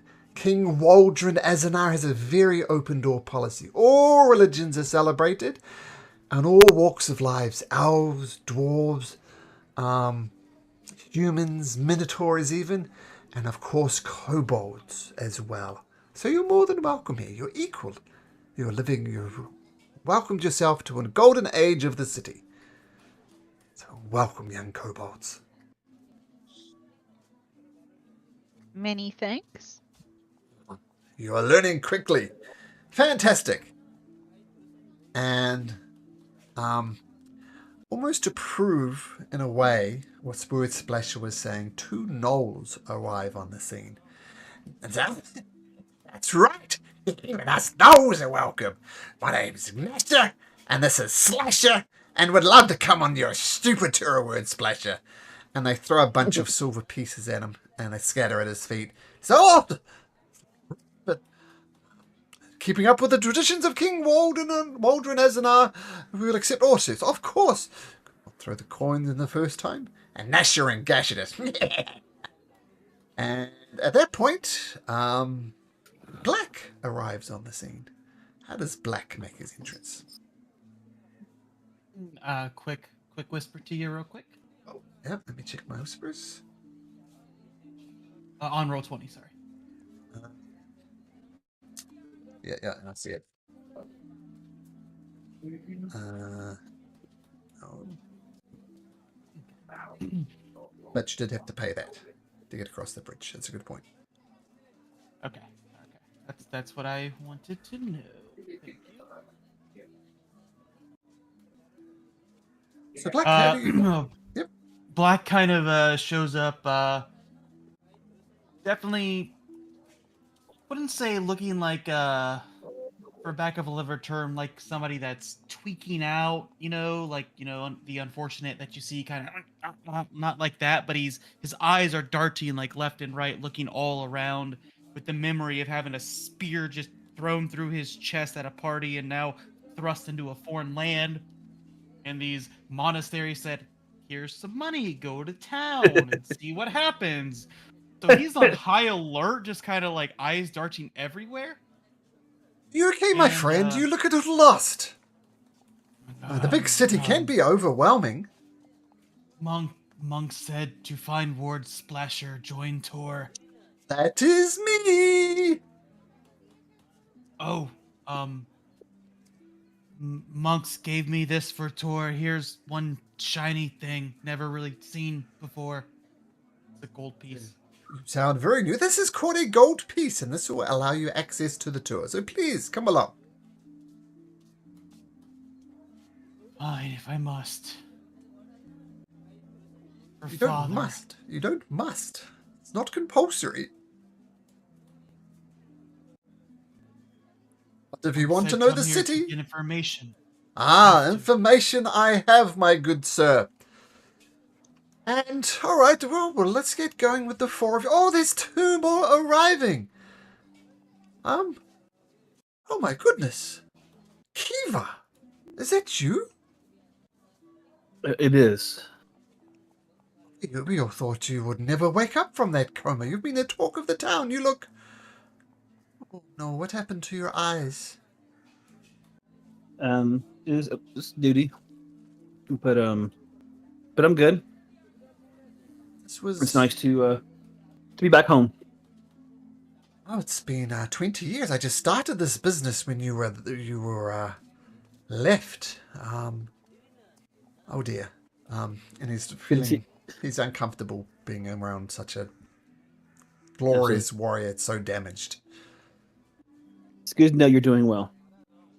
Yes. This is my friend Strife. Oh, hello, Strife. My pleasure. Bantalier Word Splasher. Nice to meet you. Now, I can't bring myself to charge you for this tour, Kiva, but maybe Strife, a gold piece would be appreciated. Here you go.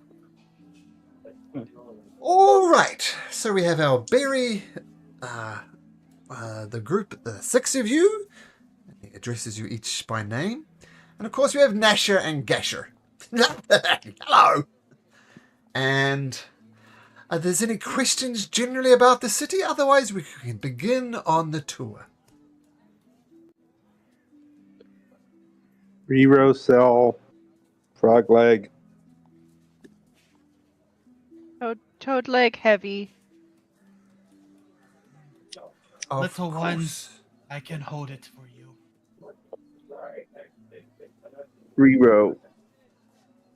Rero's frog leg.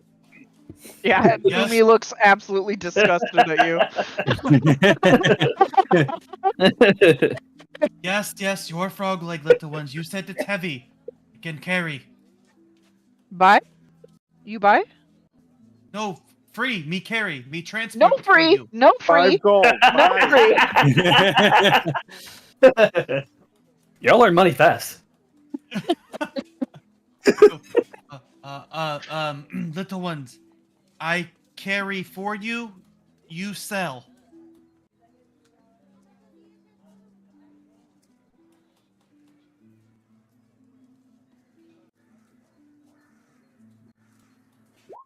$5 gold piece. I think there's a save to that, isn't there? No, there's Nope. no save. Oh, there's no The save? advantage Then you of hate charisma me check. afterwards, so you know. Are you prone to violence, Black? It says might. Um, It says might attack. Spell ends. let's see here.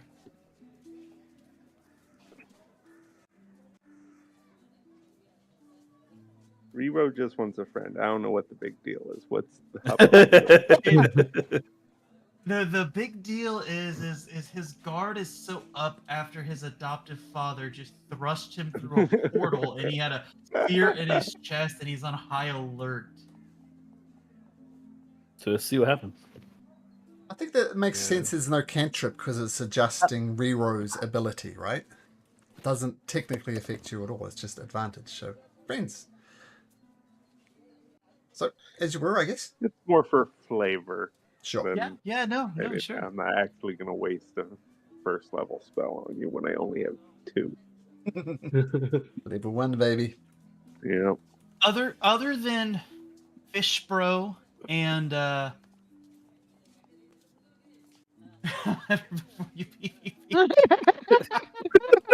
You can literally sneeze at me and knock me down. So yeah.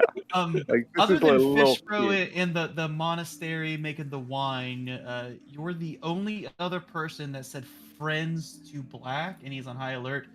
So he'll say, yes, friends, like back home. Looks heavy. Let's me carry for you.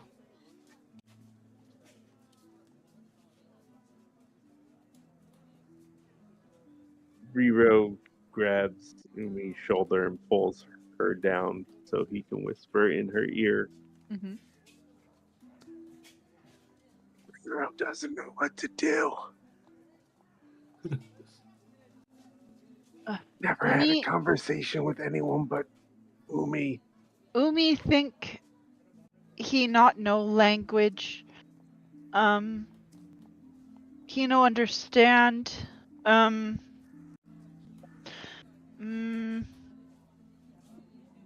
Umi feel bad. Maybe he carry. Maybe he worse off.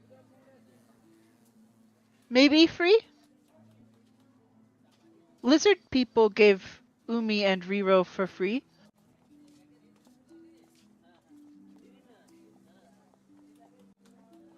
Rero will let go of her shoulder and just kind of like the heavy part of this thing has just been dragging on the ground. No, behind her. There's Umi's no- been holding the other Oh, half okay, of it. you've been holding And the the other heavy half, not letting Rero notice, but yes. So he'll just like hold up the foot part, but like still a little cross-eyed and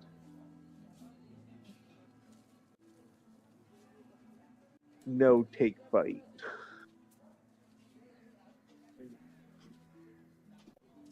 Sorry, what was that? The last part there? Oh, no take bite. Oh, so Black will reach out. No,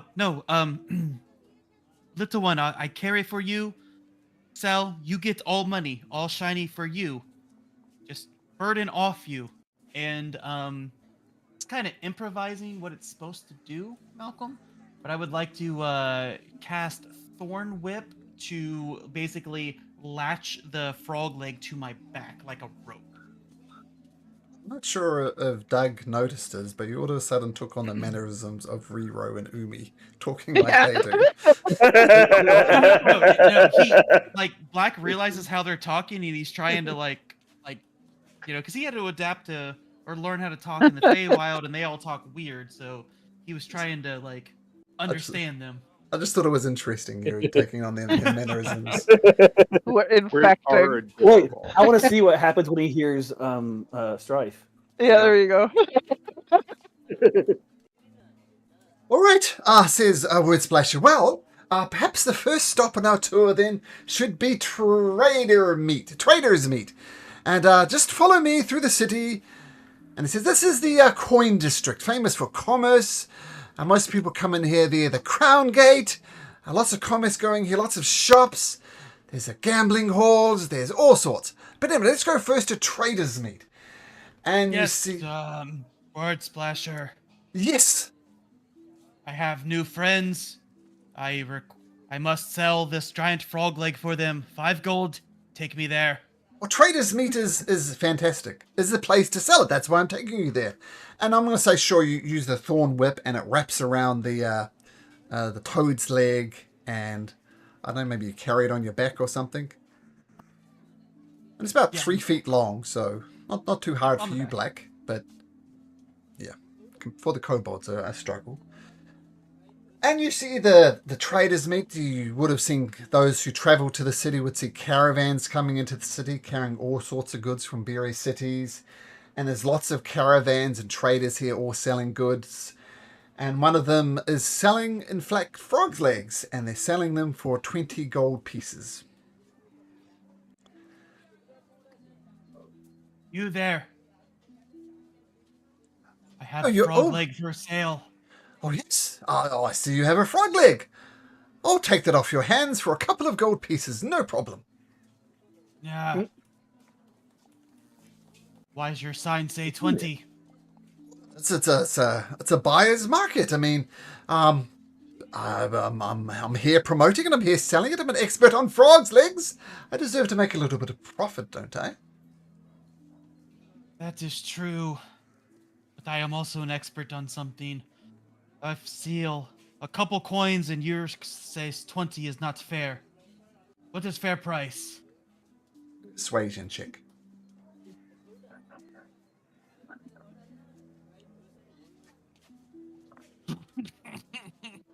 Oh, 2 for a- because I like your chutzpah, I can give you 3 gold pieces.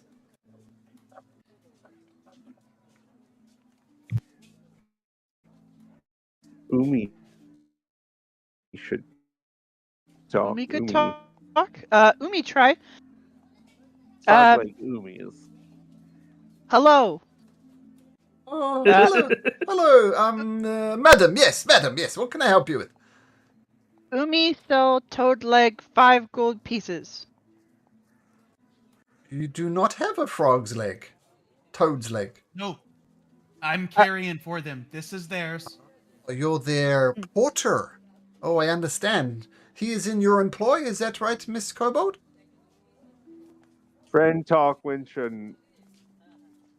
Like, he peeks out from behind when Umi. Umi not know what employ means, but maybe. Umi, make a persuasion check.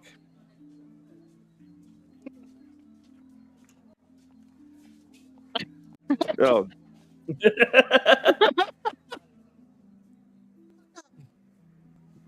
I mean, I'm not running a charity here. I'm here to make money. 3 gold pieces, and that's my final offer.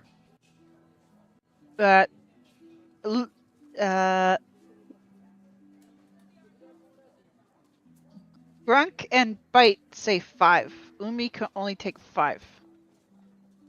Oh, Grunk and Bite said so. Oh, absolutely. Who on earth is Grunk and Bite? Rero Grunk and Bite or Grunk and Bite? Rero will yell at the top of his lungs. Toad leg 5 gold pieces. Make an intimidation check. Oh, that's not Are you- too bad. All That's right. pretty good. 4 gold pieces is my final offer. Take it or leave it. And it's interesting, you're haggling over a couple of gold pieces at the moment fast forward 20 or so sessions, you get 50, you get 100 gold pieces. 100 gold pieces, whatever. We've got Right, thousands. right. But you're at the stage where you're haggling over a gold piece. 4 gold pieces, that's my final offer. Take it or leave it. Does Riro notice anyone looking What toward you're doing? us? No. Because this type of haggling is happening all over the place. If you were trying to sell it for fodder to his customers, right? I He's- mean, Like Rero? You were trying to basically undercut him, I thought. No? Yeah. No, the back player- alley the toad selling legs. them for 20, and we're player- trying to get 5. the player is trying to do that. Riro is just throwing. Oh, okay, I fit. got you. Okay, very cool. So that's very cool. that is the push and pull Gotcha. That's fun. and character. Yeah, I like it. So You yeah, kind of that is what unintentionally I'm do it. correct. Yeah, that's awesome, man. Really hard too.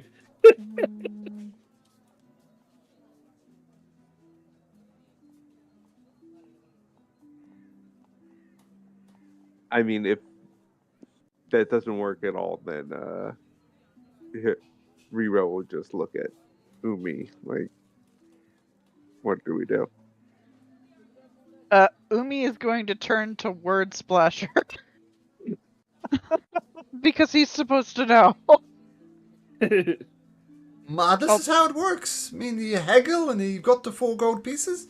That's not 5. I mean, 4 is more than nothing.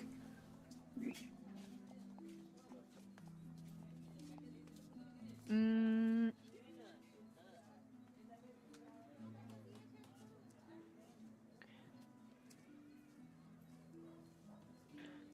mm,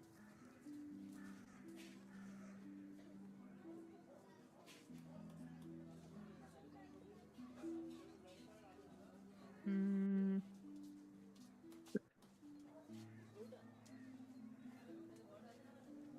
I'm gonna look at his stall. Is there anything for sale there at all? Like close Nope, in price to 4 gold pieces at all? He specializes in these toad's legs. Mm.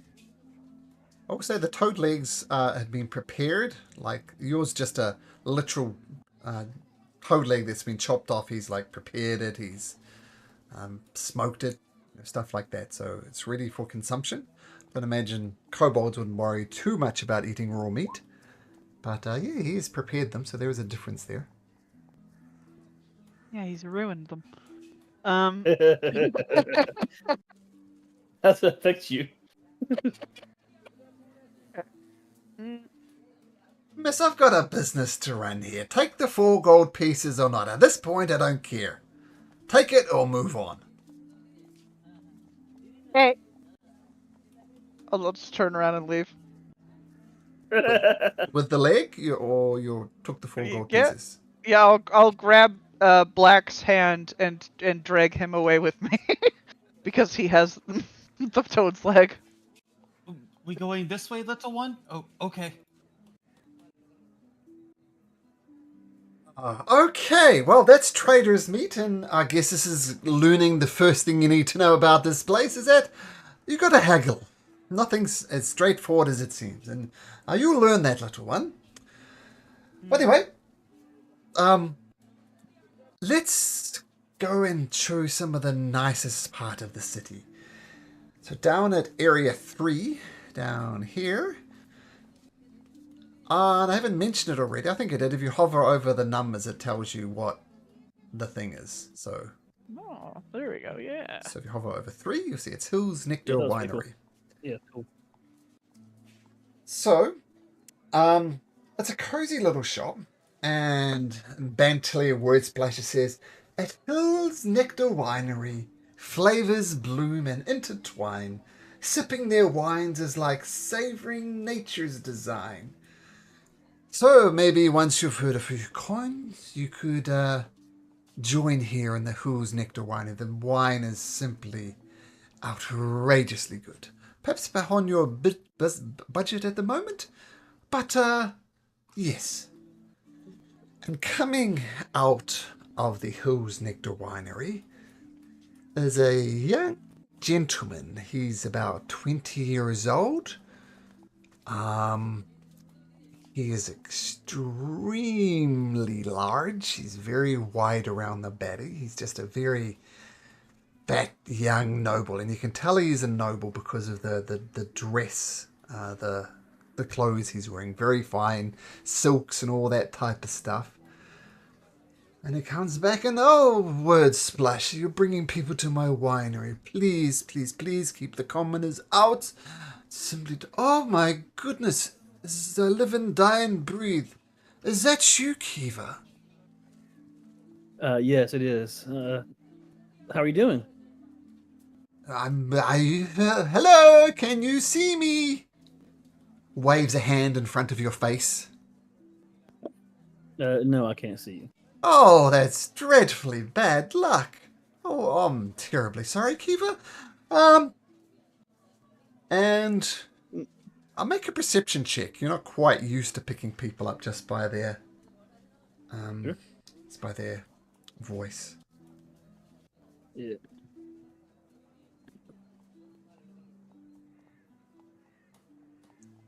I'll say with a 13 you do recognize it. This is one of the Domarin brothers.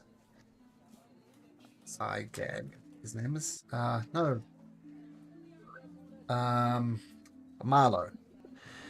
This is Marlowe Domarin. When you knew him, he was much younger, of course. He came from a very noble family, and it was run by a father and a wife, and they've raised these sons. So they're noble, and I'll say that's... Things have changed for the Domarin family, but that's what you remember. Okay. Oh, How was your father and your mother?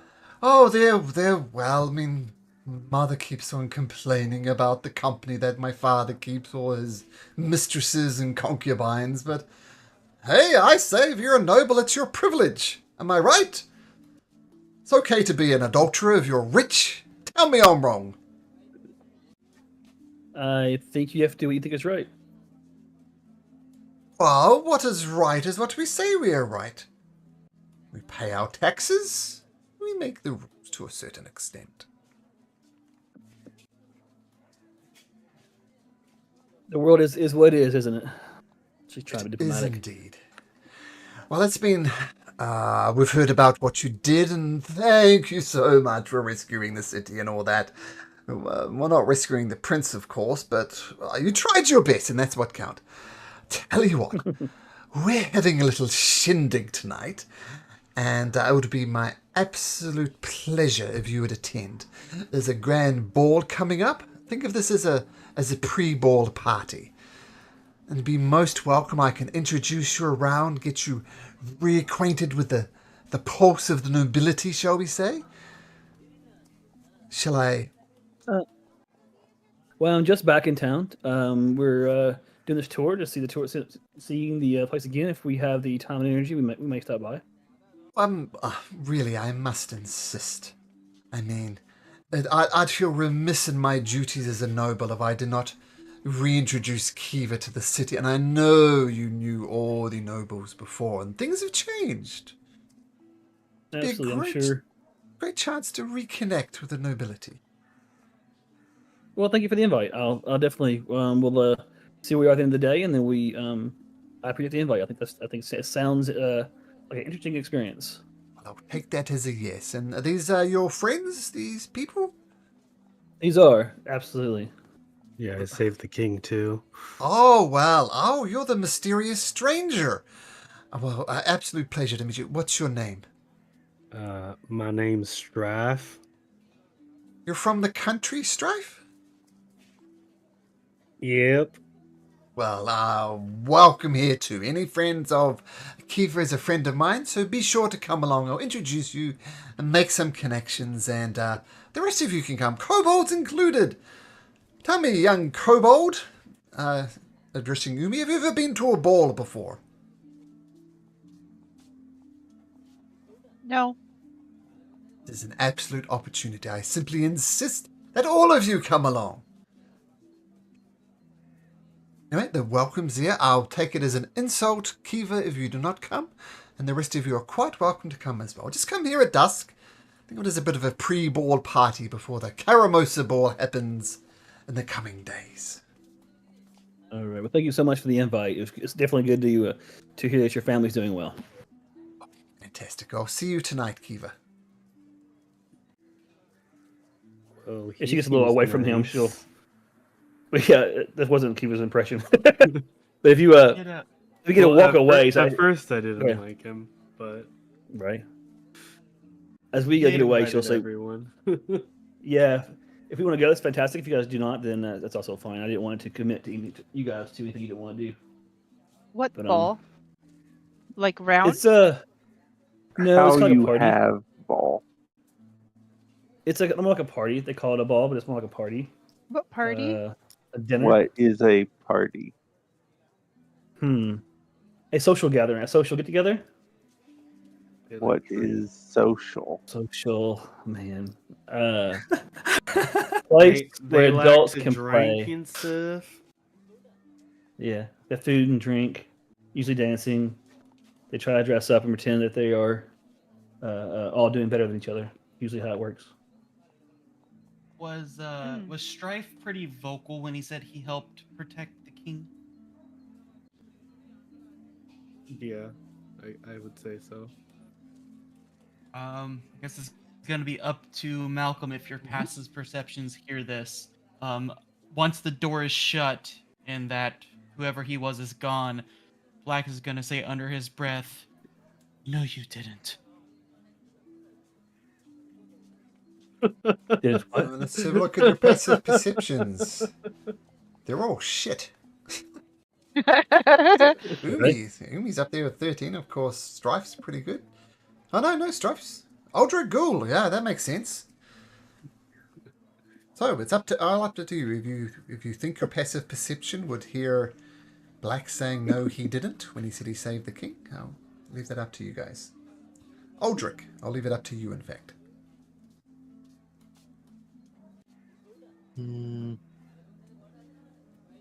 I mean, I guess he is supposed to be paying attention to these people, so he won't like comment on it or anything, but he'll just like take a mental note of it.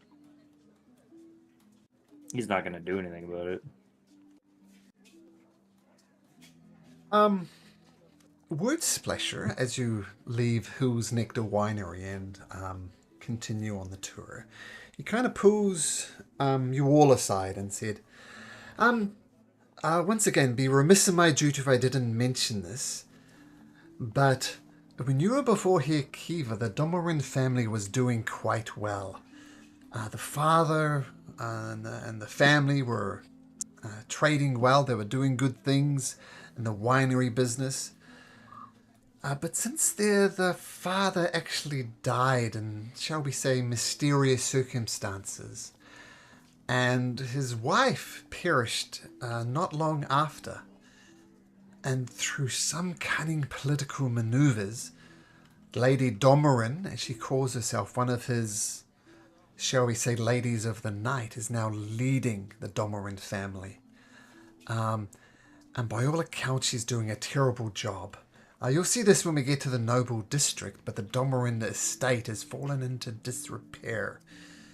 So, I mean, go to the ball if you like, go to the pre-ball, but just keep a moment. The Domorin is very much a family on the decline.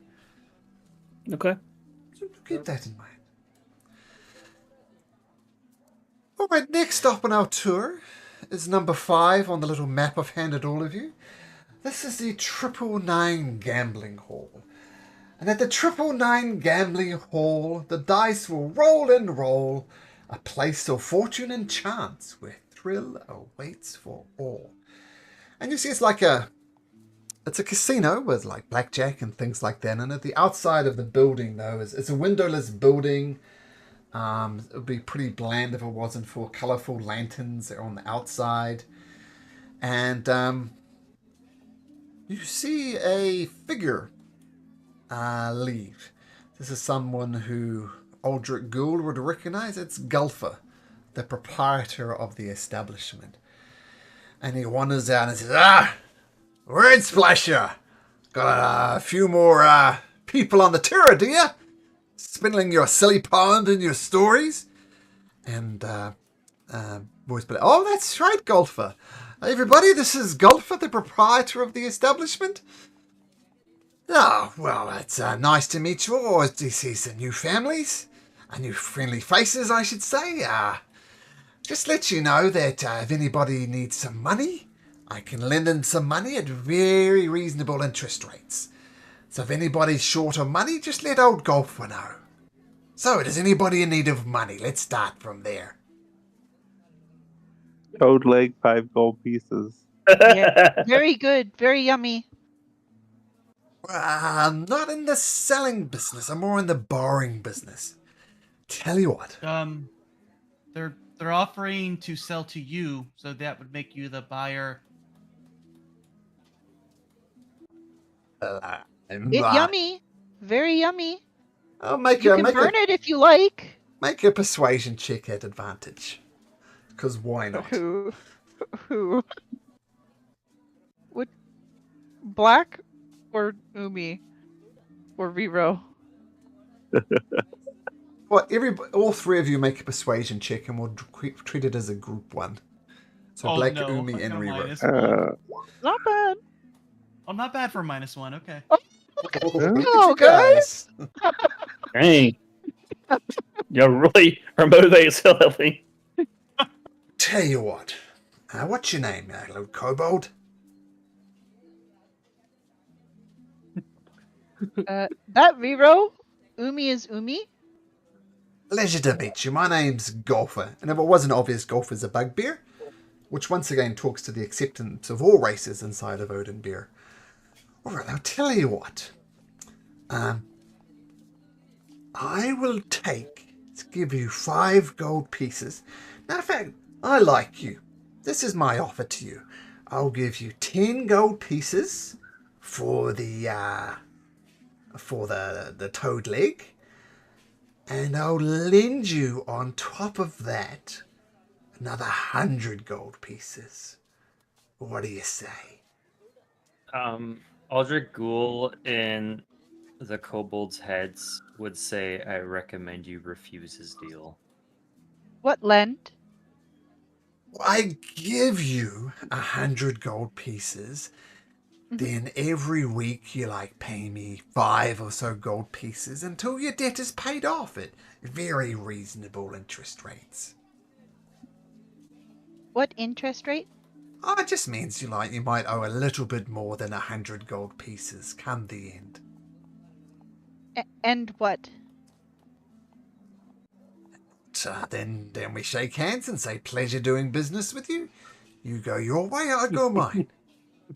Just think about it now. If you agree to this deal, 110 gold pieces. How Toad much? leg, How 5 much extra? gold pieces. This way. Does some quick maths in his head. Put it this way. I'm going to buy that the toad leg for approximately 20 times what it's worth, on the condition that you pay me back over time. Yeah. No, No, don't okay. agree to that. No. Black will step in hearing that, knowing the tricks the Feywild will play. And annoyed by this, he's going to shillelagh on his staff, and you're just going to see these giant thorns come out of the staff that form this big scythe coming out of the staff. You will not take advantage of the little ones. Let me be clear, little man. Brandishing such a weapon and threatening a simple merchant is a crime punishable by the Red Cloaks. I suggest you sheathe your weapons. Crawl back into the little hole from whence thou came. I suggest you don't take advantage of the little ones. Hey, friends. Umi understand. Umi fine. Go for friendly. We're friends, that's right.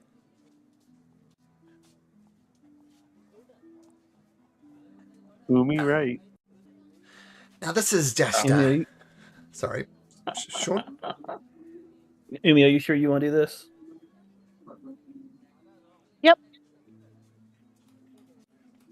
Now this What? I'll what- say in what if- Umi's head that only Umi's head, that people have been killed that haven't paid him back. Okay. Alright, I did my due diligence. Nonchalantly. Okay. Wow. now just one small piece of technicality. I'll just need a little lock of your hair as a, shall we say, just a tradition we have around here. He gets out a pair of scissors and hovers above your head. Just a little snip of your hair. I assume that's going to be all right. Umi, I wouldn't do that. Just a suggestion. Kobolds have hair? That chicken Good. feather. Do they have hair? mm, Does No. Umi have hair? No, she doesn't. So you should do it. I'll Get the take feather. like a little scale off of my arm Feathers. and I'll give it to him. Well, that is just as good. And he takes the hunk of toad meat, a toad leg, from you, and hands you 110 gold pieces. Okay. Umi will immediately hand him 105 gold pieces.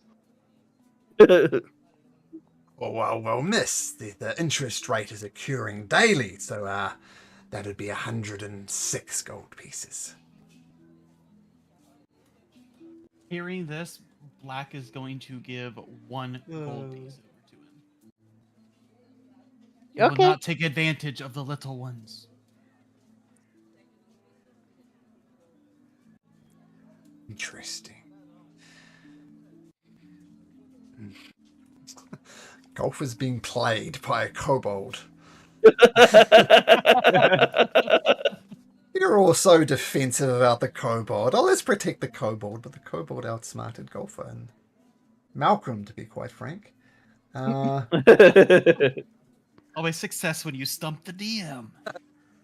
Very smart, very smart. All right then. Well, I guess at the end of the day, I've made a gold piece. By the way, I'm sure everybody would agree with me. No one would possibly object to this. If you want to turn your 5 gold pieces into 10 gold pieces, then come visit me at the 999 Gambling Hall. You might lose everything, but almost certainly you'll double your money at least. Isn't that right, Aldrich Girl? He'll just nod his head.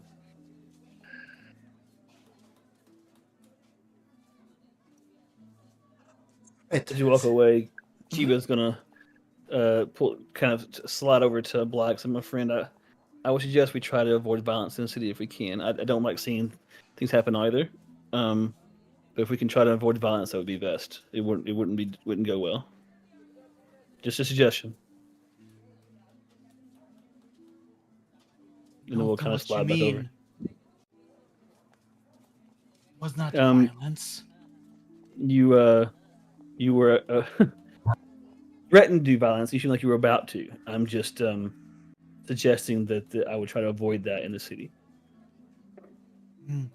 Things like to scare other things where I am from. Is that not the way it is here? Not in the city. See, they at least pretend to be more civilized. So those kind of things need to be a bit more subtle. Umi Now, my and friend here- Riro not scared. Not at all. Nothing to be scared of. Just not wise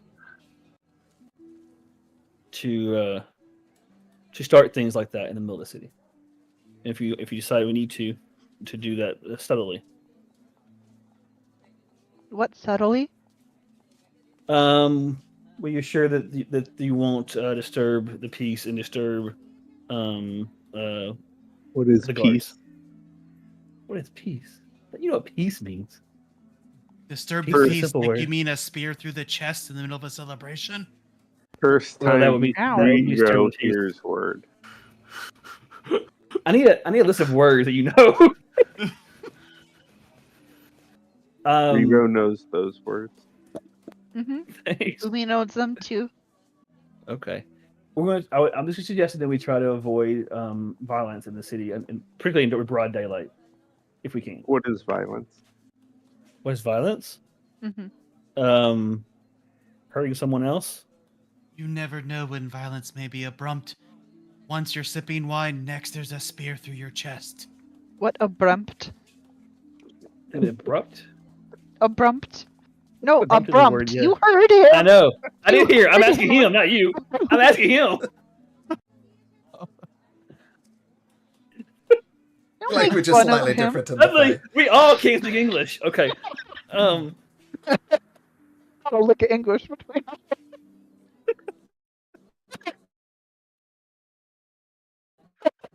Yeah. To bring it way In the- back down.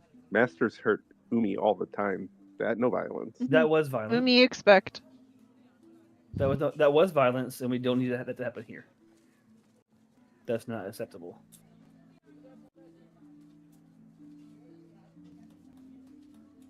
Like it sounded like you were on the edge for things to happen. We will do all we can to help make sure that it happen here. But I think being on edge is good. I would just try to control your instincts as much as you can. What is instincts? You're driving me crazy. I'm thinking mostly to block on the instincts part because I don't know how to translate instincts at the moment. Yeesh, You man. finally broke them. Yep. I know, right? Finish your turn and what is what? Right? Okay. Okay, so maybe Kiefer just gives up in the end, keeping on defining things. She said suggestion. Yeah, she was a suggestion. That's it. I mean, we can move on. Yeah, for sure. Are there thesauruses for sale or dictionaries in this Right? city Right? that we can borrow? I got Is suggestion. That was a comment to the DM. Tell you what, Pantler Word Splasher says, look, if you want to learn about the city, the language of the city, then I am the man to talk to. I'll start with the kobolds. Do you know what candy is? No. No. Now, I'm sure many people agree here, but candy is quite possibly the best thing that there ever was. Go and tell me I'm wrong. You're wrong. Happiness is better. Oh, Candy. pshaw, he says. Pshaw, Mr. Grumpy. Maybe this will cheer you up. And it takes you over to area number 20. And you see it's a quaint little candy store. And written on the top is Halfling's Treasure Bakery. And Word Splasher says, at the Halfling's Treasure Bakery, it's plain to see golden pastries and pies are their sweet speciality. Now, if you have a little copper pieces to spend, please come into the store. And he welcomes you all into the store. And there's a couple of halflings there. Not strange at all. And there's a bunch of other little halfling children, like even shorter than them. And one of them says, hello, welcome to the Halfling's Treasures Bakery. My name is Gaio. Who would like some candy? We have loopies, wrinklies, and sparklies. Is this like an old, like one of those giant candy stores where they're just candy out in barrels? Is there anything between us and the candy? Oh no. I'm going to say no because it's fun. So there's barrels and barrels of candies just everywhere. And people are wandering around with a bag and putting the candy in the bag and then presumably paying for it. Sniff some candy. That's fantastic. Oh, those are loopies, sir. 2 copper pieces per loopy. 2 copper pieces for rock? Tell you what. Let me give you a free sample. So, and she hands out loopies, which are like almost look like lifesavers, like a ring of candy to each and every one of you. Free sample, Free sample Black- mean no money? no money. Oh, okay. Black will pass. Last time there was something happy going on, there was a spear in the chest, so no. Guy really keeps bringing that up, huh? It's some trauma, man. Some serious trauma. PTSD going on Yeah. there. I need a therapist. Black no eat rock. I volunteer reboot therapist. So, Um, what are these candies like? Well, they're shaped like a lifesaver, like a loop almost. And those Is there who any like, Mhm. like what's that Wonka candy? The dipping sticks? Are there any of those? I'm not sure what those are, but I can tell you that if you try the loopies, it starts out tasting like strawberry, and it's just fantastic. I imagine mostly so for the kobolds who've never had candy, I imagine, before. And it starts out like taking like strawberry, and you kind of, it's a hard candy, you suck on a little bit more, and it tastes like chocolate, and then lemon, and then raspberry, and then custard, and then apple pie, until it finally fades away as it loops through the flavors. Rero eats his, and as soon as it goes in his mouth, he like squeals, "Umi eat loopy, Umi eat loopy," and then how much were these? 2 copper pieces. I feel like Oh no. I get 5 in one hand and 4 in the other, and all of them are going in my mouth at once. Oh my goodness. That will be 18 copper pieces, sir.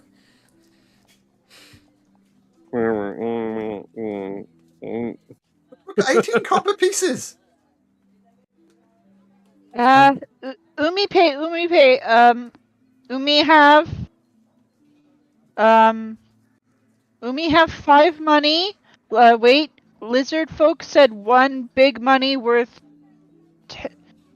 How many's 10 little monies? Each 10 little monies worth another 10. Please take Umi money. Tell you what, love. Let me help you out. She takes a gold piece and gives you back 2 copper pieces and 8 silver pieces. I think that's right. No, 7 silver pieces. Umi not understand. She give 1 rock, get many rock more. Oh, sir.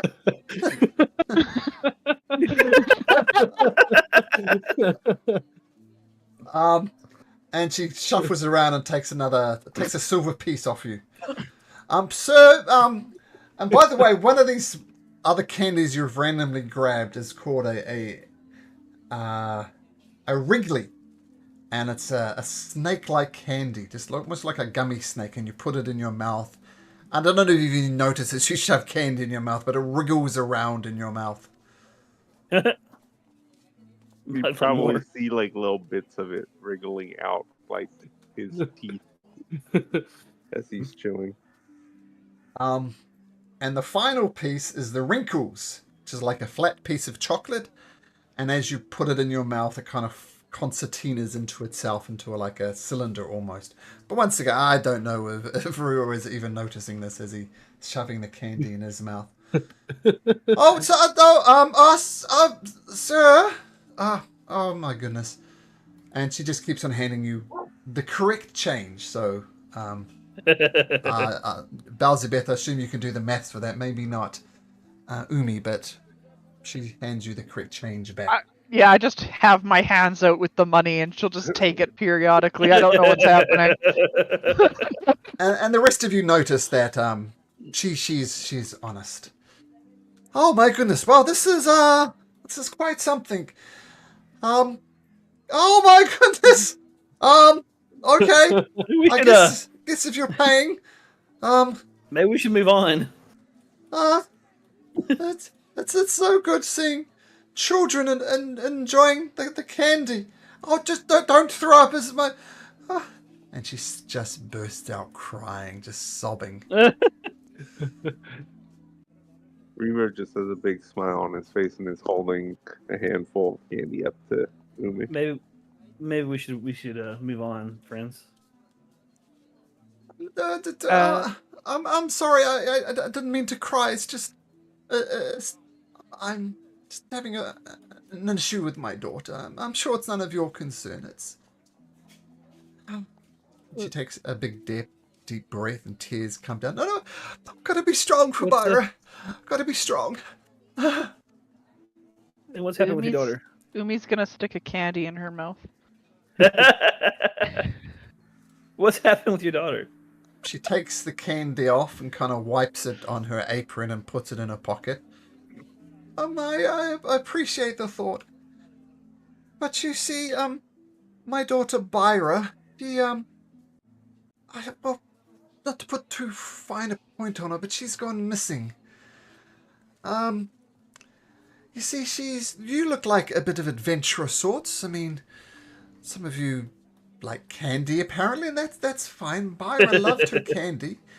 But you see, Byra is headstrong. She thinks herself a bit of an adventurer, and she's only 16 years old. She's not quite the woman that she thinks she is. And she went to Willow Creek. Where's Willow Creek? Willow Creek is not that far away from Aglerion. Up here. She sees herself as a bit of an adventurer, a hunter, and she heard about a creature that fired spikes from its tail, and she wanted to capture it and hunt it down and kill it, I guess, to protect the people of Willow Creek, she said. And she's gone on these stupid little adventures before, but she left 3 days ago, and she should be back by now. And I'm dreadfully worried that maybe she did find this creature with the spiked tail, and I'm just worried about my daughter.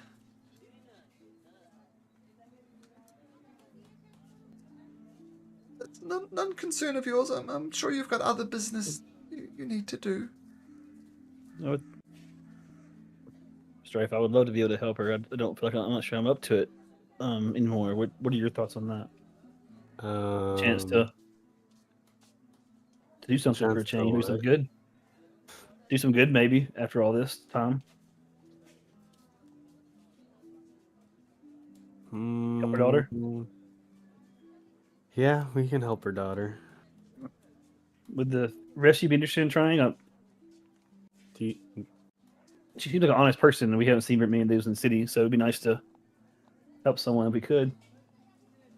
Last time we rescued someone, we were in a coma for 20 years, though. This is true. I don't want to commit you for sure. No, I'm but not I mean, if a kid is in danger. Well, I mean, she's not that much of a kid. She's about the same age I was 16. before I went on that coma. I would still say she's right at the edge of it. What would the rest of you be up to trying to help somebody? Yeah. If there is life, there is death. She made her choice. But she might not be dead yet. I appreciate you even considering it, and I'll tell you what. We're not wealthy merchants. I can offer you 5 gold pieces, as a reward, and to your candy-obsessed friend, maybe I can give him 1 minute to eat as much candy as he could. No, that's killing. What about unlimited candy whenever For he 1 comes minute. to your shop? Just immediate diabetes. Right? I was about to say, roll for diabetes. Rero, would you be interested in trying to help somebody out for candy? Rero like candy. I thought so. But Rero Fuck, follow man. me. Puckle, how do I say your name? Aldrich Ghoul. Aldrich. Okay. Aldrich, cool. How would you feel? I don't know you well that yet. How do you feel about this? I don't know if he's talked to you yet, but in your head, you'll just hear if the rest of the group goes, he'll go as well. She'll nod. Who have I not talked to yet? Umi? Would you like to help out this young woman? Okay. For unlimited candy for your friend? For 1 minute. 1 minute. My bad. My They- apologies. They ask nice. They promise pay. Umi okay with that? Okay. Oh, bless your little hearts. Now, I mean, there's one final piece. I don't know if this will help, but let's just say we did not part on good terms. I insisted she didn't go. She insisted she should, and as mothers and daughters done throughout the ages, we got into a shouting match, which I'm quite worried about. But eventually she stormed off to Willow Creek. I'm worried. I hope she's fine, but she's not fine. But if you can... I'm going to say, if you can bring her back here safely, because she's definitely not dead, then 5 gold pieces in 1 minute for your candy-obsessed friend. Okay, we'll see what we can do. No promises. I don't know if this is new for all of us, but it would be good to do good again. Oh, bless your heart. Bless your heart. As Riro grabs another hand of candy, does he? God damn it! I gotta keep track of That this was shit. a little wild. How off she was talking about her daughter. Keep track of that shit. And I look away for 1 fucking second. Okay, we're gonna. I would say I would help you out, but I can't see shit. So, literally. 2 copper pieces each. Okay. Yeah. We've almost gone through an entire gold piece. And if No, come on. How is it? How is everyone Five. feeling? Silver, Wait. My baby. fucking Rero's jittering. I need to drag him wanna know- away. I want to know Rero how he's feeling with that much candy. Stomach. Rero never felt better. Good to know. Okay. and if she is dead, hopefully we can bring you her last word. A positive attitude. I find a positive attitude. How's that? No final words. All right. She doesn't hear that whisper. But please, yes, let us know. And Bantile word splash apart and said, well, that's very kind of you. Tell you what, Willow Creek's about a day's travel away. Perhaps you could look at doing it at first light, something like that. Makes sense. All right, shall we carry on the tour then? Sure. So maybe dragging Rero away from the Halfling's Treasure Bakery. I'll just hold his hand and he'll come naturally. That's what happens. Yeah, Holding his stomach. Rero follow Umi. And you come across to Area 21, the Monster Menagerie. And just looking at it, looks like a zoo inside of there. There's many exotic animals you can see in there. You can see like a triceratops, for example, just through the gate. You can see something resembling peacocks in there as well. You can see alligators, lots of alligators swimming around. And so this in the Monster Menagerie, where wilds wonders reign, creatures in the earth of sky, a fantastic, thrilling domain. Perhaps once you have a bit more time, you could come visit the Monster Menagerie. This was established by the king specifically for the enjoyment of the people. So feel free to visit the Monster Menagerie. You'll see all sorts of exotic animals. I highly recommend it. Why are they in cages? Well, put it this way. One of the Triceratops came out and it killed quite a few people. So instead of euthanizing the poor creature, they kept it here, and it seems quite happy. It's got a mate there. They spend their days eating and grazing, and they seem quite happy. No creature is happy caged. Well, let's just say we agree to disagree on that point. It's the king's pride and joy, shall we say, but I understand it's not for everybody. Alright, so carrying on through the tour of the city, the North District is a nice area of the city. It's where rich people live, but not so rich as they can afford to live in the High District. So it's a very nice area. And he takes you down to the gates into the High District. And there are some guards. They're not royal guards, but rich people guards. And they say, I'm sorry. That expression, permission of the nobility, you may not enter. And none of you appear to be noble, so I'm afraid you can talk and go the other way. But please, good sir, you know me. I am Wordsplash. I give tours of the city. I vouch for these people personally. That's not good enough, Wordsplasher. What do the rest of you have to say for yourself? I have no desire to be where I'm not wanted to be.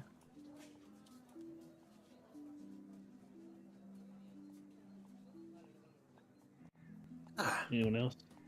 Actually, they do recognize you, Kiva. Kiva, you can come in, but the rest of this lot, nah. Well, these are my new friends. So if they're not welcome, then I'm not welcome. So thank you for your invite, but I'll pass. All right then. Good day to you.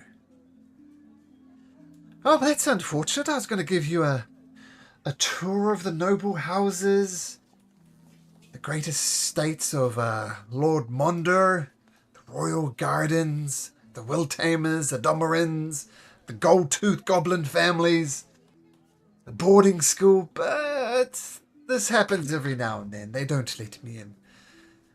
So unless anybody has any objections, anybody wants to wrangle their way in, which I wouldn't recommend. Anybody?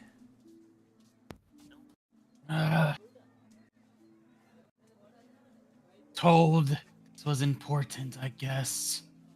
What's important? Black's going to approach the guards, brandish his necklace with the ring, show the symbol. Oh, where did you steal that from? Nowhere. Was with me since birth. Make a persuasion check.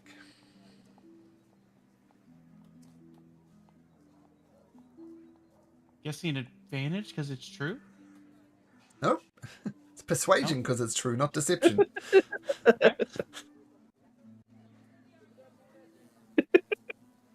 Look, sunshine, I don't know who the fuck you think you are. I don't know where you got that Will Tamer crest from. Suspect from a knife in the back. But let me just put it this way.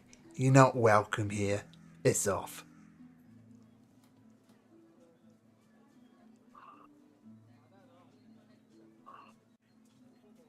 This place sucks. I miss home. Umi will hand Black a candy.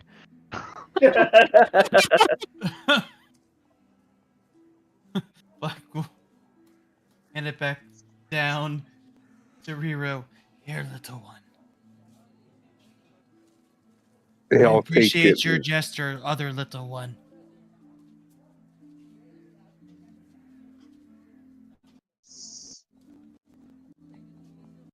All right. I'm sorry you couldn't see in there. I mean, just seeing the court, the palaces, the magnificent mansions. Maybe one day you could get in there, but that day is not today. Anyway, okay, let's take you to somewhere where you absolutely will be welcome. And she swings you round to the Lucky Leap Tavern. And, get my notes. And, some of you met this gentleman before, but Rhysio Tane is there. And is, welcome to my inn. Before you step in, we have a traditional challenge here. It's not called the Lucky Leap for no reason. Now, let's just see how far you can jump into my tavern, and the further you jump, the bigger the prize. So who's up for it? Keep us up for it. Okay, I jumped. Just I curious. jumped too. okay, Kiva. Good to see you again, of course. Absolutely. So you've probably done this before. So leap into the Lucky Leap Tavern as far as you can. Been a while. She'll of course feel her way just space with the telekinetic hand. Make sure there's space to do so. The blind one. Sure. And what do you want to roll? Well, you don't actually roll. I think there's the Okay. jump rules which determine how far you jump. Yeah, okay, that's fine. With jump rules, which is running distance plus your strength score, I think. Yeah, you have to 15 go feet, at is that least right? 20 feet, and then you can jump up to your strength score. Yeah, so 16 feet then. Okay, actually, I'm just going to put you on the map here. Pretty sure you're gonna win by default. That's why, yeah. Yeah, that's how we do it, yeah. That's what I thought we were gonna roll. Strife.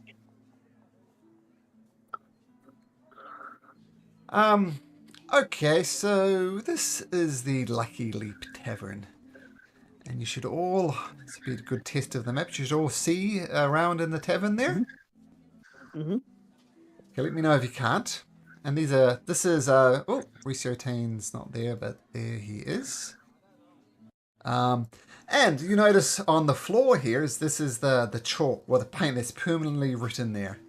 As people luckily leap in it. And you get 16 feet. Yep. Well done. I knew you had it. And you are free mug of ale for you, good friend. And he hands you a mug of ale. Who else wants a jump? Thank you. And she'll pass that to Strife if he wants it. Umi will jump. How far does Umi jump? Her strength score is 8. So people are into it, by the way. As you're into, people are cheering, jump, jump, jump, jump, jump. And little Umi runs, jumps, and doesn't even make it to the first one. And they give you a big cheer anyway. Rhysio Tane taps you on the back. Says, better luck next time, Duchess. Better luck next time. Who else wants a jump? I don't think I'm gonna do better than that. Oh, come on, give it a go. What do you got to lose? Okay. I'll do the same, and it's also 8. Better luck next time, friends. Maybe work on leg day. What about you? What about you, sir? Didn't we go through this earlier with this guy, or was it someone else? Oh, some other guy. This is a different guy. Reoccurring theme. I was gonna say, sir is fine. Are Oh, these in the running head. jumps we're doing? Yeah, running jumps. Oh yeah, I got a score of 8 also. Wow. DM makes some notes. Put in lots of athletic checks. Got it. Yeah, right. Check Better everybody's luck character next. sheets. This is fucking hilarious. Everybody except for Kiva has an 8. Oh, really? Even Black? Black's your strength's 8? Yeah. We're consistent. Everybody. Wow. Black wouldn't be doing this anyway, but yes, Black's strength is 8. Yes. Everybody cheers those who try to jump. Yeah, it's a 10-foot. If you jump 10 foot, you get a small glass of beer. 15-foot mug of ale. 20 feet, 2 mugs. 25-foot jump, which is very rarely seen, is rewarded with 3 bottles of red wine. And if anybody can hit the 30-foot marker, which has never been achieved, the leap would earn an entire barrel of fine red wine from Ricio's own private stash. So at some point, maybe later on in the campaign, if you miraculously get up to, well, let's be honest, if Eva gets up to strength 30, because no one else has got a chance, He's gonna try. then maybe you can earn that barrel of wine. But Riccio says, all right, well, it's just fun and games, of course. Happy to give away the free alcohol when they make it. But you're always welcome here, governors, if you want a tale. I've been a bit of an adventurer myself. I'm retired now ever since my wife passed away. But this is a happy place. Come here, enjoy the wine, enjoy the alcohol. Yeah, try and jump once a day. That's the maximum. Otherwise, it'd be literally out of business. But you're always welcome here at the Lucky Leap Tavern.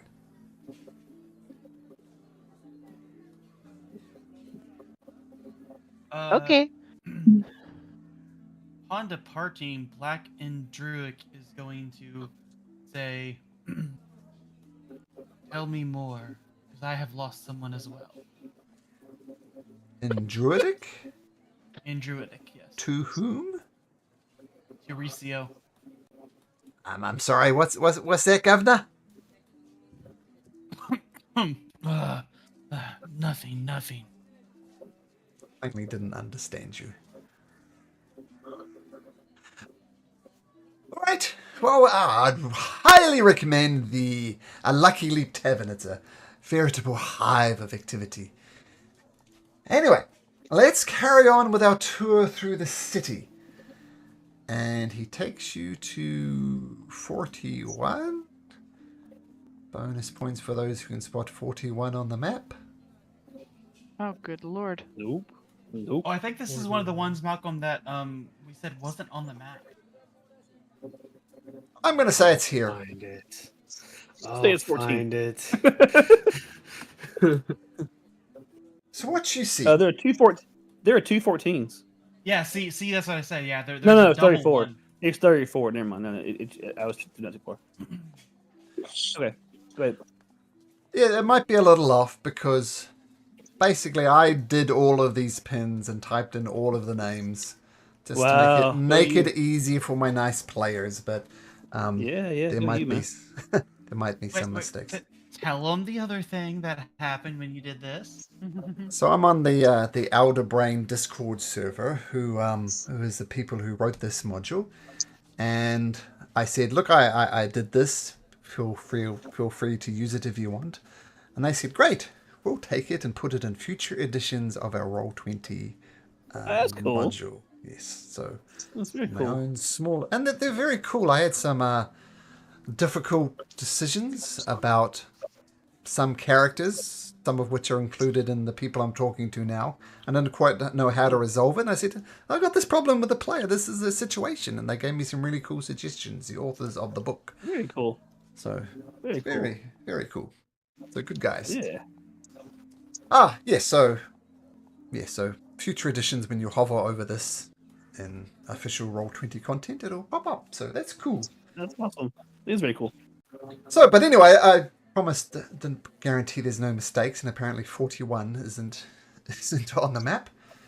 But it is a tall tower, and this is the minaret of the speaker.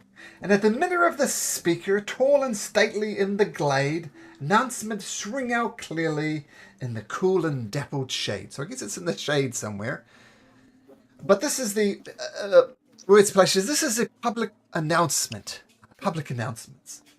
And if you listen closely, you'll hear that it's announcing the King's Games, which is coming up in a few days' time. I highly recommend you participate in the King's Games. The Emporium of Marvelous Rarities gives away magical items to the winner of each event, and it culminates in the Battle of the Champions, a duel between fighters, not to the death. And the winner gets a private audience with the king. The king usually wins the tournament, so the joke around town is it's usually for an audience of one. But if you manage to best the king, you get an audience with the king. Maybe ask him a favor or two. So keep an eye on that. The King's Games is coming up. A celebration of the city. Celebration of all good things about Oathbreaker. So make sure you sign up for the King's Games. So they'll be coming up in a few days, says a DM. And we'll keep you up to date. Okay. Skipping over all of the noble things. She didn't get in there, and that's fine. Okay, now the Sword District is a bit of a bore. It's just kind of industrial things like banks and training, just stuff you need to keep the city afloat. Now we move into the South District. Now I suggest you watch your pockets. This is a very poor area of town. Crime is quite high here, and the guards don't often come here. So just watch your pockets. Now, one thing I wish to show you in particular, though, is this place over here, number 96 on the map. This is called the Alley of Menace. Now, my suggestion is to avoid the Alley of Menace. It is a treacherous place to roam. Stay clear of danger's grasp, and you'll find your way back home. Now, I don't know if you know the history of Onadbyr, but once we were ruled by terrible, oppressive, tyrannical dark angels. And this old wall was the original wall they built around their city at the time. And let's just say they used dark magic to construct it. And people are, I don't know if it's superstitious or there's some truth to it, but some say the wall can be cursed. And this is particularly troublesome in the Alley of Menaces. And Nasher and Gasha says, "Oh, stupid superstitions. We don't believe in such nonsense. Look, we'll prove it to you." And Words Plus, no, don't go in there. Don't go in there. But Nasher and Gasha go into the Alley of Menace. And they come out. And their eyes are red. And their teeth are extended. And their claws are out. And they launch and attack you. And we'll roll for initiative at the start of the next session. All right. Ow. I came out of nowhere. For reminder, take everyone, I will be Asher missing and next week. I will be on vacation at the beach with my wife. How dare Enjoy you? your vacation at the Call in. beach. Enjoy. Just call in Thank from you, there, Rico. man. What's up? Hey, when I was a player, I was at a camping ground in a tent. I had my laptop. I connected my Wi-Fi to the data thing on my phone, See? and I managed to get through a session. But you enjoy your time with your family, Doug. Just ignore that. Not Absolutely. even bringing a laptop. Pure nonsense. That's the way to do it. Don't follow my example. That's a terrible. Well, mind you, it was a complicated situation. So I was by myself. My family was in a motel. It's you get into complicated situations with foster parents, and just say that I had to be on the camp because the kids were on the camp. Anyway, enjoy your time, Doug. I'm babbling. Okay, see you next week, guys. Thank you Yeah. very much. 2 weeks, 2 weeks, guys. 2 weeks. 2 weeks. Take 2 care. weeks. Yep.